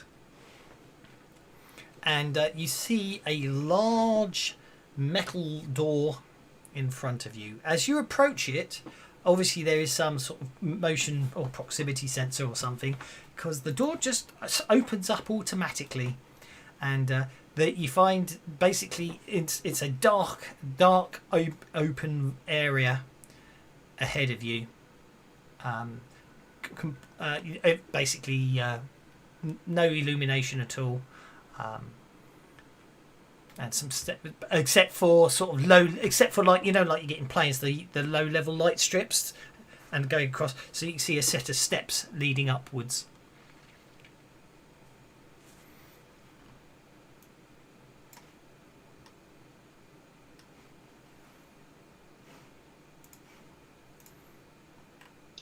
Okay.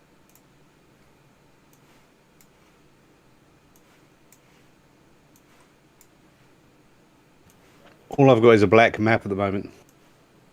Yeah. I haven't shared anything. I don't think I've shared anything yet. That's the point. No, Is that's it the old map factory? we're looking at. No, it's just a You black have map. to shut. Close the old map. Yeah. Close the black. You haven't put us on it yet. I'll put you on the new map, but you haven't reached the You new haven't map. shared it. Oh, that explains it then. Right, okay, good. Right. Yeah, I've put you on the new map, but you haven't reached it yet. Therefore, I can't actually share the map with you Yep, because got it. Don't worry, it's just me being stupid. you haven't climbed the stairs into by the echoing. The echoing. There's an echoing sound. You get the impression it's quite a large room.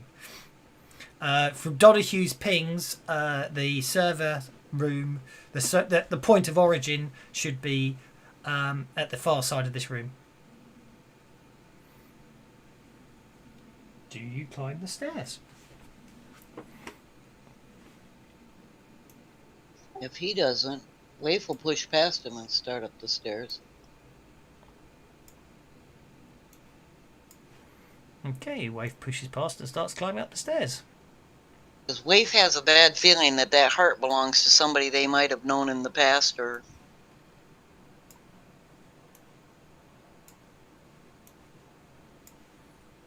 So, I will continue up the stairs till I reach the top. Are you guys coming? I am Yep. taking the heart with us, by the way. You're taking the heart with us. Okay. I'm gonna have it DNA tested. I'm gonna know who it was. You climb up the stairs. Basically the route that, as I say, the echoes around as you climb up the stairs. You get the impression you're in a very large area. You hear, as you start climbing up the stairs, you hear the sound of the door shutting quietly behind you. Can I have notice checks, please?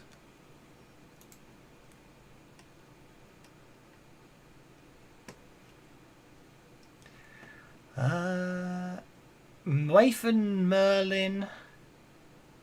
You need to give Waif and Merlin. You basically, as you climb up the stairs, you can't help but notice there. Other than there does appear to be the anyone. Let's see, Donahue, Pow. You can hear the slight background sound of of an air conditioning system that's basically keeping the air cool and purified in here. However, Waif and Merlin, you can't help but you hear it above that another sound that you can't actually. It takes you a few moments to place, but you suddenly get the distinct impression it sounds like panting, and I mean like a dog panting, not not anything else. And at that point, suddenly the whole place goes from dark to absolute blinding bright light as the whole room lights up. And you find basically you suddenly find that you're surrounded. Suddenly, a blue nimbus force field goes up that seems around you, sort of hemming you in. And you notice that there seems to be an awful lot of cybernetic animals and robots, and some incredibly overchromed figure standing at the opposite side. And the overly overchromed guy basically seems to be grinning and saying, "Wolfgang welcomes you to the Thunderdome," and he starts Is he running towards grinning you. as big as Quig is? Who knows? Quig's really happy because Quig has got gets to go first on a Joker. Isn't this like another gladiatorial thing where people are pay-per-view? Well, you do appear to be in some sort of arena, and you can see there's seats everywhere, but they're all empty. They just drew another card, and she's got a Joker. Oh, crikey. You guys. You guys. Do you want to go first, Wade? Oh, you're welcome to, Quig. I have absolute faith in you. Oh, hang on, oh yeah, tokens should be right, and there should be a grid, so yeah, that should be fine. Go for it. Nope, I'm going to run up to there. Shame that's all I can do, though. Unless you've got any sort type of ranged attack yet, I'm afraid to say. Well, the broom's got reach, but not that much. Fair enough. Waif. Oh, she's gonna step up in this direction. And she's gonna go for what's close. Let's see if it's close enough.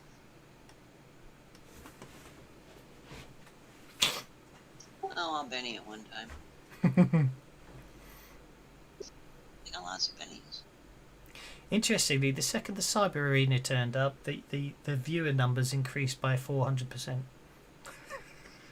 One more. Welcome to the Thunderdome. Shooting the Cyber Hound, are you? I'm gonna take him out with a shuriken. I think you've hit him. 3 times the charm.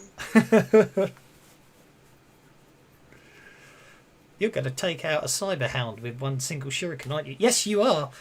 Yeah, okay. You basically your shuriken cuts through one of the main one of the main power lines, and basically the Cyber Hound, although not actually down, is unable to move as he's totally, as you render all his cyber hydraulics systems inert. Donahue.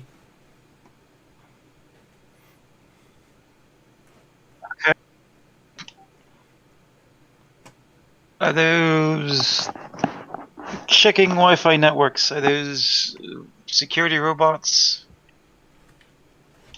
have Wi-Fi, or are they? They do appear to be operated at a network level to help them coordinate with each other. Therefore, you can use hacking to distract them. Yes, as a test on them is what I'm trying to say. Yes. Let me go a little bit further than a test, but I suppose that'll do. Quig needs to step away for a minute. But Okey if dokey. anybody actually gets within reach, I got first strike. Thank you for reminding me, because they will. Are you? Which one were you using that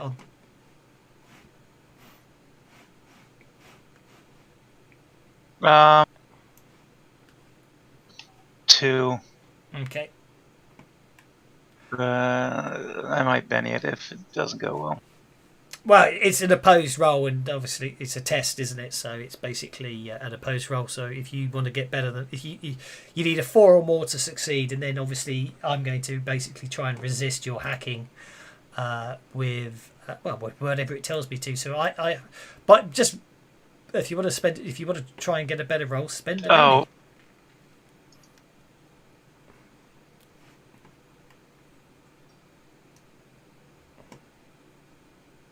Oh, no, that didn't work. Why did that say parry 7? You shouldn't need to drag it as an attack. Just roll hacking again. Because, yeah. Oh, it's not opposing it. That's interesting. Have I turned off the extension? Sorry. I was hoping it would... Oh, the targeting's gone, because that's why. Not even going to go at you. This is... Oh, for crying out loud. This is me trying to think. I can't remember what it's going to use to oppose... Oh, there we go. Oh, it's smart. Yeah, it should make sense. So, I'm going to let you. I'm going to be nice, and obviously you did roll, and then I'm going to be nice and let you keep the 7 that I rolled for you. You have actually, yeah, you basically have really messed with number 2, security 2, and you've shaken it. By messing with its with its controls. You basically sent so much, you basically sort of bombard it with null data that it's basically its processors overloaded trying to sort out the data feed that's coming in, that it basically is incapable of for all intents and purposes. Good old DOS attack. Good old DOS attack. Yeah, exactly. Service. Yeah, denial of service attack. Thank you. I couldn't think of the right phrase.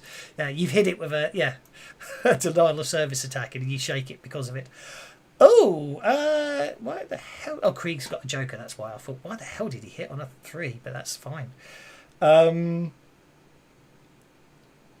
Unfortunately, the Cyberhound is unaffected. Oh, crud, I just closed the map by mistake. The Cyberhound is unaffected by Queeg's attack. It will now bite Queeg.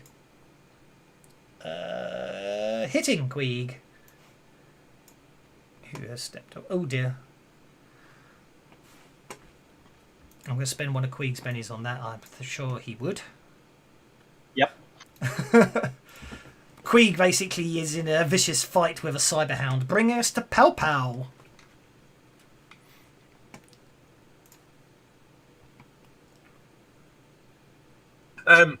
Yes, I will cast protection for 8 power points. Go for it. And I will cast it with everybody,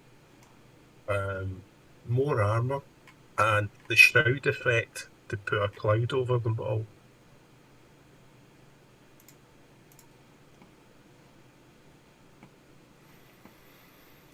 Ooh, with the shroud effect, eh? Nice.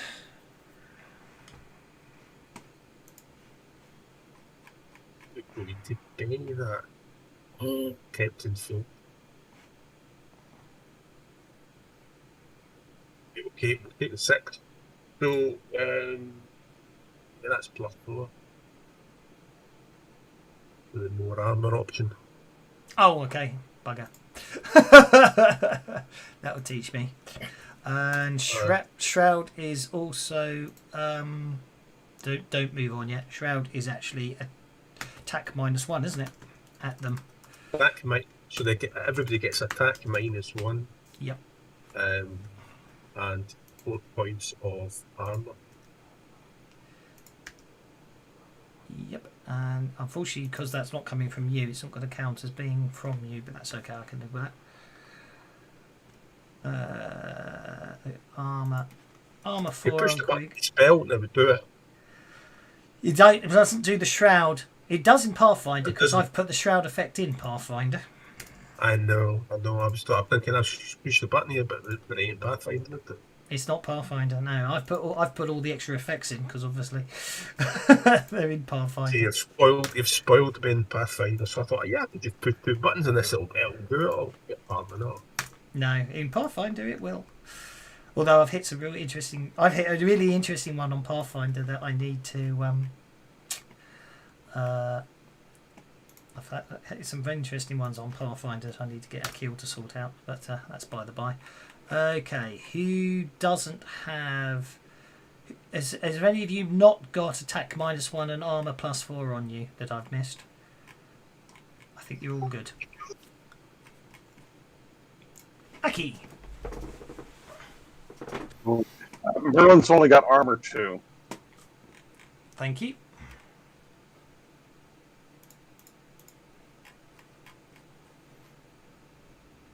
Oh, he hasn't. It's just because I hadn't tabbed out of it. It didn't update it on the... You know what I mean? Have we lost Aki? Oh, no. He's shooting. He's concentrating. He's taking aim and concentrating. Okay, you hit the Nala service robot, causing a wound. I will attempt to soak that, which I do. Unfortunately, you hit the robot, but you didn't hit one of its critical. You didn't hit a critical area, and therefore it just only damages non-critical functioning systems. Do you wish to move or do anything else? Okie dokie. You move. Got to move up there. Yeah, you move to the edge of the force field that's limiting your movement. Okay, the security robot advances. Sees 3 of you at the back there. So it's going to target Merlin. And basically lifts up one of its arms, which appears to be shaped like a large empty tube. And there's a distinct pump noise as it fires a rather large object towards everyone, which isn't actually aimed at Merlin. It's basically where Merlin is. So a 5 is accurate, causing a medium burst template centered on Merlin. And there's a loud... Isn't it still considered long range, though? It is still considered long range. I do apologise, which is -4, which is a miss. I take it back. Thank you for pointing that one out. I shall give you a Betty, not that you need it. Therefore, it will deviate. It will okay, well, that's a moot point. It deviates and hits the back wall. How far? It bounces to where? It bounces 2 inches off the back wall, which will bounce it to... Whoops. Bounces it to there. Which still catches you, I'm afraid. Okay. I had to try. No, you did try. It was very good. Yeah. Basically, but there's a very loud flash. Sorry, very loud bang and a flash as the stun grenade goes off. So your air elemental, Donahue, and Merlin all have to make vigor rolls.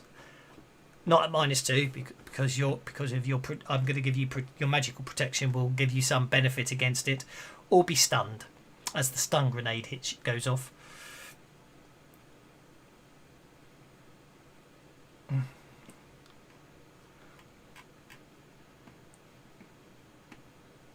Okay, Donahue survives the... Okay, the elemental is stunned, but Merlin and Donahue survive the stun grenade going off. Cyberhound number 3 is going to run. Not very far.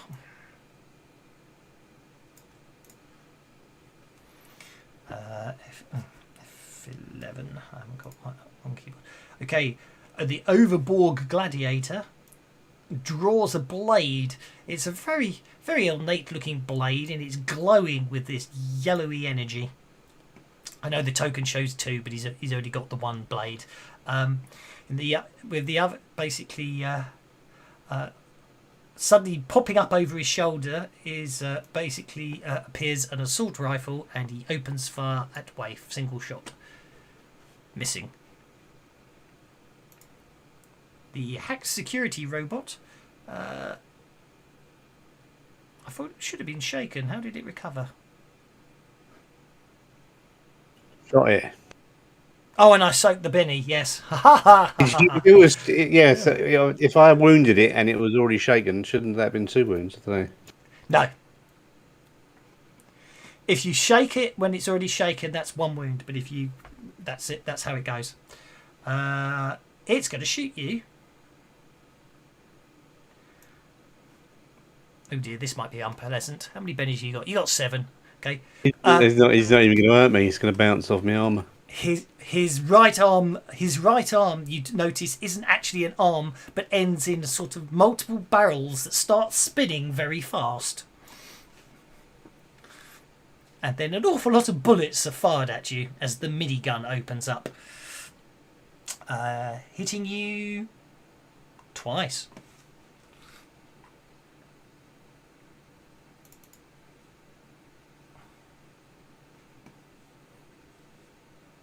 I think the first one might have hurt, judging by the fact it seemed to roll an awful lot of dice. Or did it just... I just shot you again, ignore that. So I hit you twice.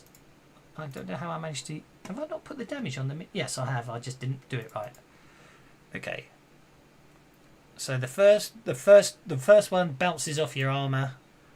The second one bounces off your armour. Merlin!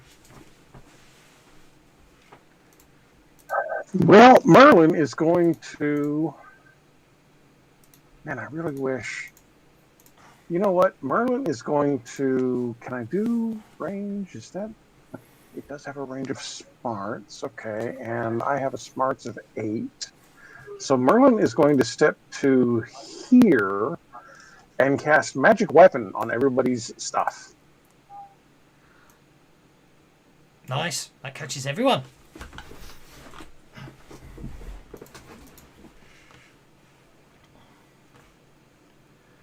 Allow me to help you with the targeting.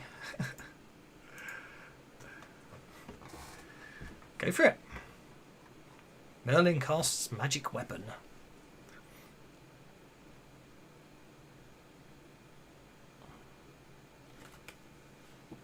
Helps if I'm on the right tab. No wonder I can't find it. You know what? Let's Benny that once since I've got so many. Yes, you all do have an awful lot of bennies today. Yeah, there we go. All right. Go for it. Hit that. Enhanced. Oops, no, not that one. This one.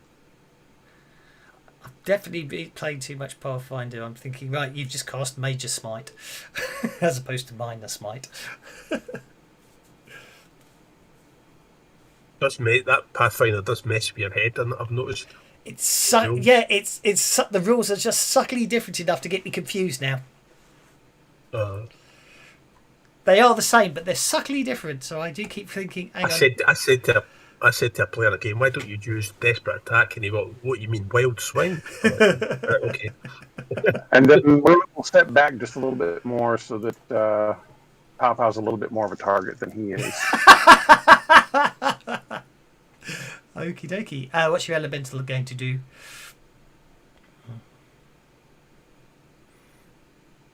Not a lot.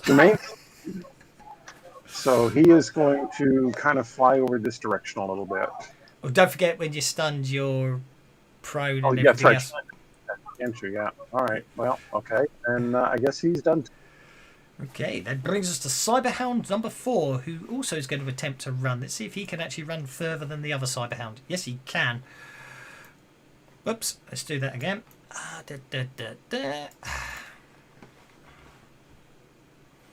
Because that nobbles someone trying to use a ranged weapon. Doesn't give me a opportunity attack, does it? Unfortunately, not, because it didn't. You weren't engaged. Yeah. You Yeah. you already used your first strike. You only have you got improved first strike? Yep. Nope, just the one. Yeah, because I used your first strike on the other Cyberhound, so no, you don't get. If you had improved, yes, because it went past you, didn't it? Okay, next round. Okay, let's see what happens. Pow Pow gets. My goodness gracious, Pow Pow gets a Joker. How many beddies have you all got? Maybe enough. Pal gets the Joker.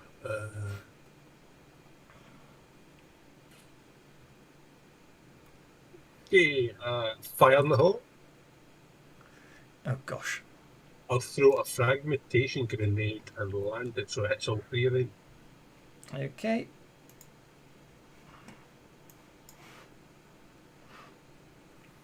That's an accurate throw, except, hang on, It's in medium range though. it's medium range, so that's going to deviate. -2. I think we're going to Benny Crew. Wanted to quite accurate. Oh, right. That's a 6. That's a 6. That'll do. That's a 6, that's accurate. Yep. So, okay, so then we get to roll, each of them gets to roll evasion, which I did find out the other day is actually built in the combat tracker. You can actually type /roll evasion, and it will actually do an agility check at -2, which is really nice. Okay, so security robot number 2 will attempt to evade the grenade and fail. The Overborg Gladiator will attempt an agility check at -2 to avoid the roll and fail. The other security robot will attempt an agility check at -2 and fail. I think the Overborg is going to spend one of his bennies and try. I'm going to spend one of my bennies on him and give him one more chance to evade. And he still fails. Okay, you get to target all three and roll damage.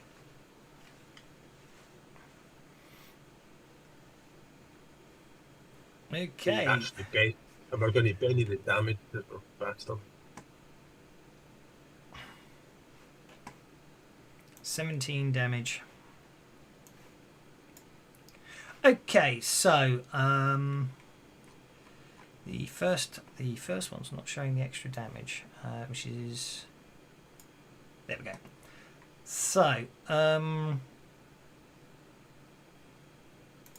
we're going to cancel the 14 damage on each of them, and you're going to keep the 17 damage on each of them. So let me see.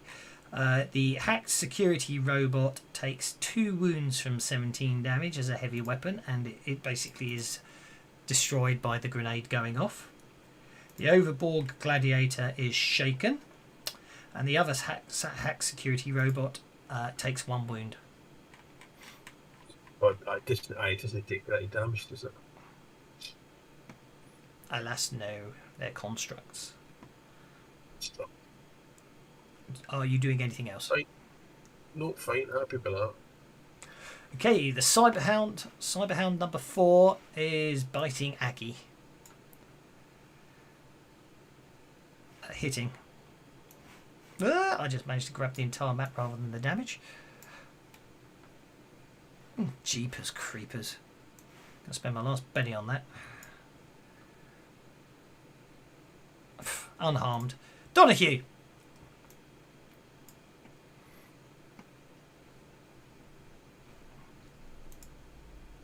Hello, Mr. Donahue.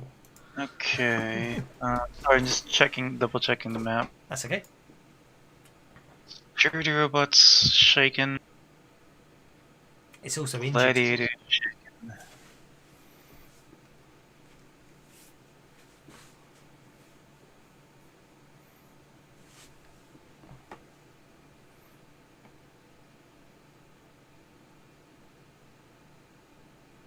Oh, it is injured. Okay.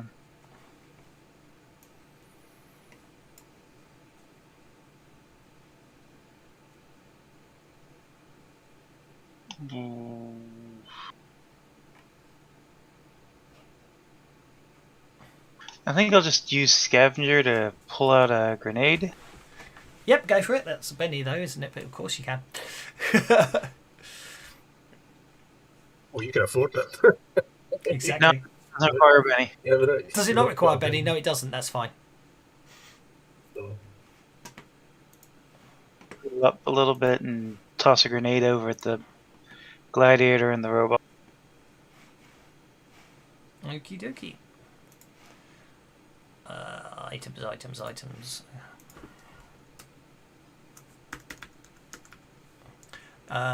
Grenade.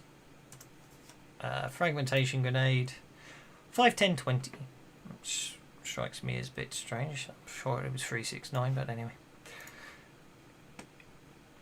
Who are you throwing it at, sorry? 50, 90, 200, wasn't it? Yeah. At those two. Yep. Okay.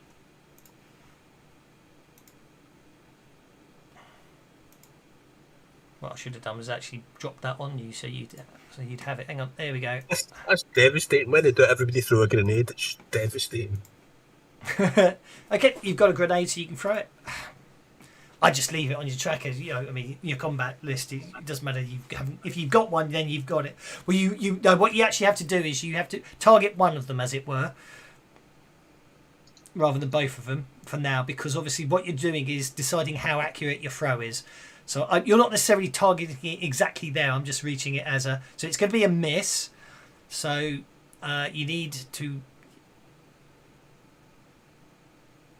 Yep. Not roll a critical. Yeah, just don't roll a critical. Okay, that's going to be accurate. So yeah, by all means, just target both of them, and also target both of them, and also manually turn on the raised dice, because you're not actually throwing them to hit in the traditional sense. It's how accurate you throw it at their feet, as it were. Yep. And obviously, as I was about to say, it could have deviated. It would have deviated. That's all that happened if you miss. So, okay, so that's 3 wounds on the security robot. It seems it's going to make you roll separately, and I'm not going to. I've never worked out why Fantasy Grounds makes you roll together and separately. Sometimes it just does. So, and yeah, because it's going to be 1 wound only. I'm going to. The Overborg Gladiator is going to spend one of his personal bennies to attempt to soak that. He soaks one of them, but he does take a wound. And the hack security robot is incapacitated as the fragmentation grenade shreds all his vital components. And then we'll get back a little. Okie dokie. Brings us to Aki. You've got a very large cyberhound trying to chew your leg off. No, for crying out loud, I've done it again. What have you done? Trying to delete pointers, I managed to select close map instead by some reason. You haven't targeted the dog, but a 7 misses. I've got him targeted. Cyberhound miss, yeah. Yeah, I apologise, that's what I meant. But I was multi-attack, so I'm going to try again. Actually, I'm going to spend since I've got about 900. Oh, you son of a bitch. Right, second.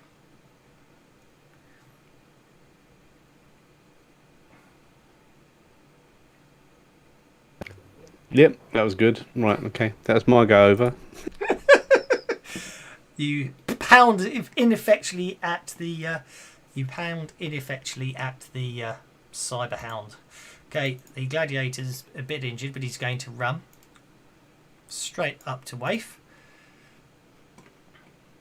He raises the energy blade and slashes down at her. Missing. Waif.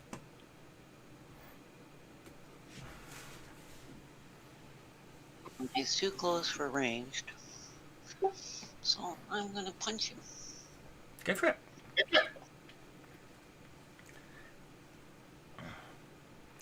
You hit him.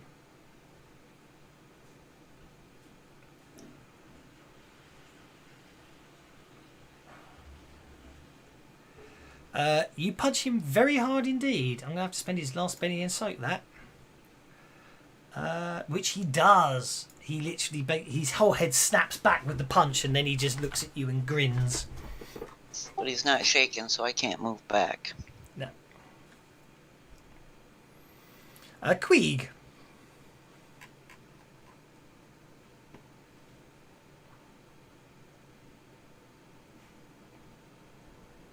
Queeg is swinging that broom wildly around. I always feel sorry for the Cyberhound. He hits. That's quite depressing. Hitting on a 2. Oh, Yeah, it is. 2. 1 and a 2, and you still hit. It's good. Okay, he gets one more, and then we'll call that a hit. That's just a hit. It would appear that fate has spoken. 2 wounds. Well, there's not much of that Cyberhound left. Down it goes.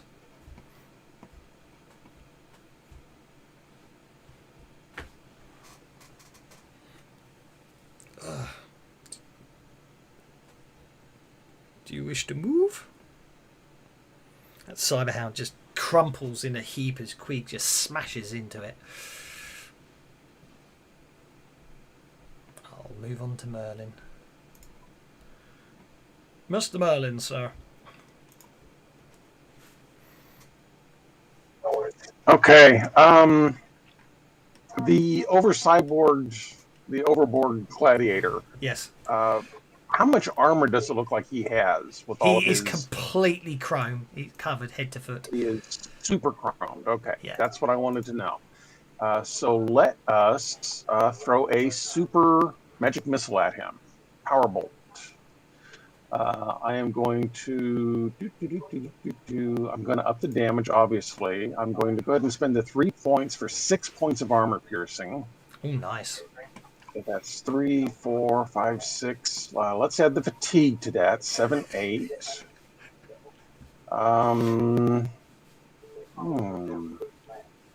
Lingering damage. Yeah, and let's go and spend all of it, and just I'm going to spend all 10 of my power points to make it a lingering damage one. It's a little electricity bolt that I'm throwing at him. I love it. It's 10 power points on a bolt. That's horrifyingly scarily damaged. Go for it. Just don't crit fail.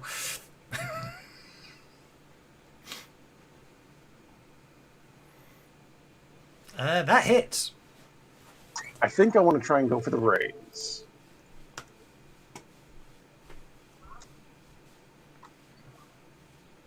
There we go.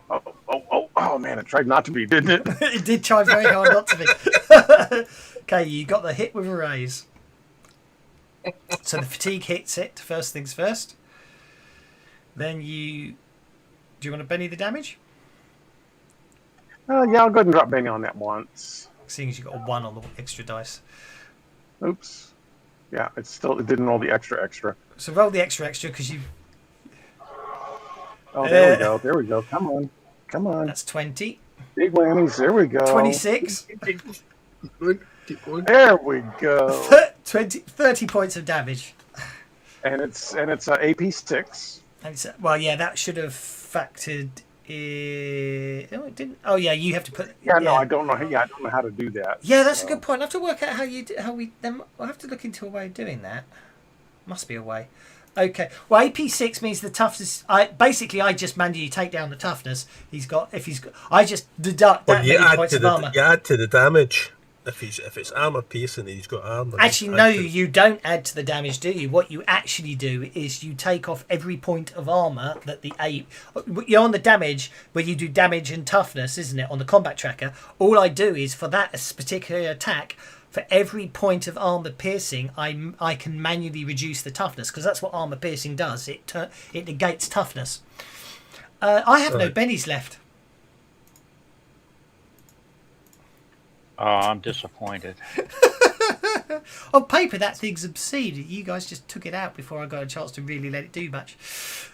I'm not complaining. I'm really not complaining. I'm sure you'll see more of them in the future.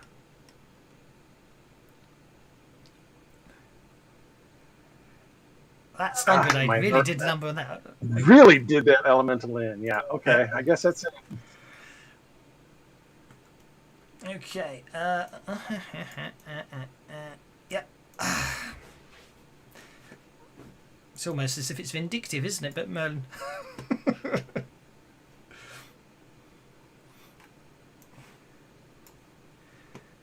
It's actually their program to attack whoever does the most damage, but Berlin is protected anyway. That brings us to what will probably be another joke. Yeah, Jeepers Creepers. How many jokers are you guys going to get today? I want those 15 invisible goblins back. Donahue. They took all the jokers. There's still stuff. Yes, there's still stuff left.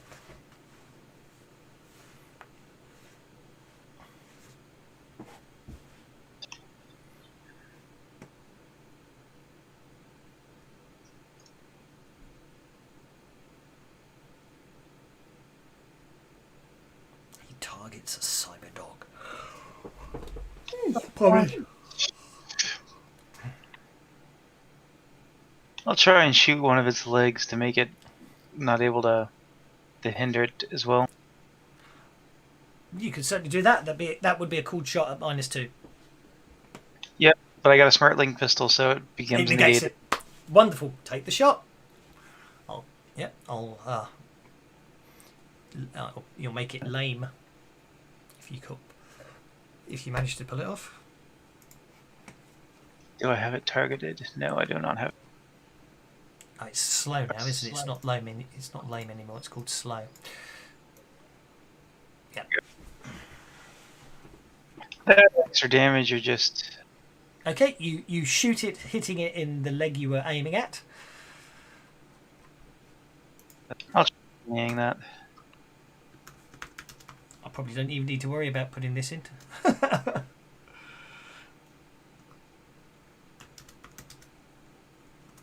Oh, I have a joker. Okay. So that'd still hit with a raise then. Cool. Yeah. Roll that damage. Yep. 6 is a hit with a raise when you have the joker bonus.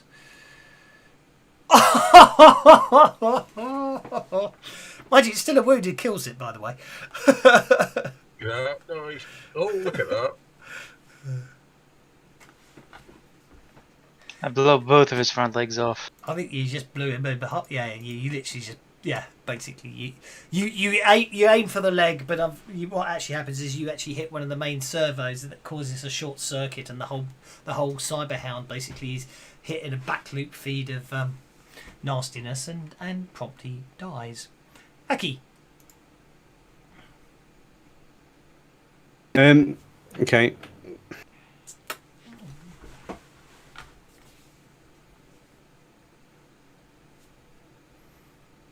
Try that. Might be a bit better than the. Oh look, lucky dice. That's a shock club. So.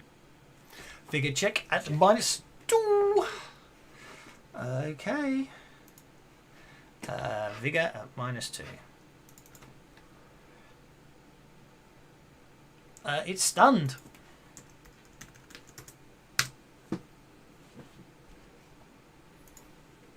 There.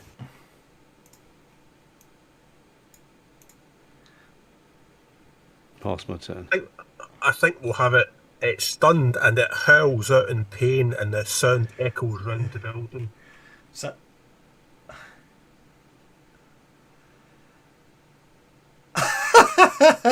Okay, but what I will say is, I know you'll remember that. Well, I'll put it in my notes as well.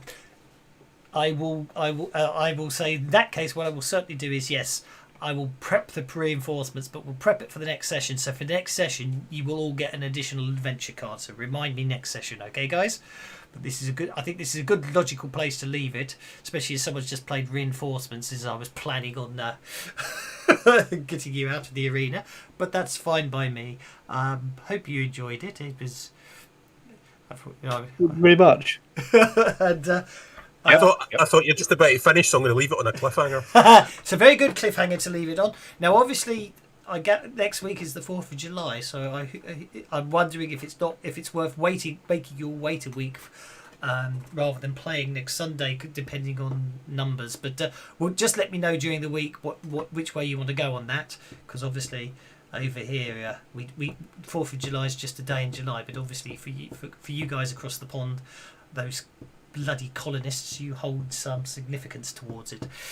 Excuse me, but Don't know given my why. ancestry, The 4th of July is a good idea, and then Donald Trump come along and stomped on it. Actually, been stomping on it for the past 100 years, haven't they? But yeah. But Doswell, yes. given my ancestry, I am not a freaking colonist. Okay. Colonials. I'm only joking.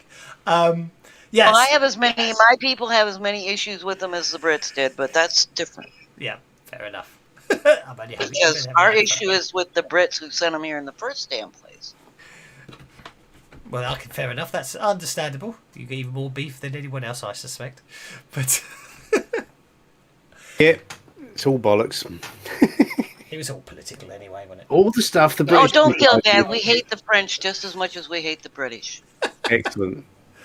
That's the way we like it. But anyway, so yeah, as I say, if you're not Yeah. if you're not going to make it next week, which is fine, let me know. And what I'm inclined to do at this moment is possibly pause it a week anyway, just because of that. But we'll see what the numbers are like.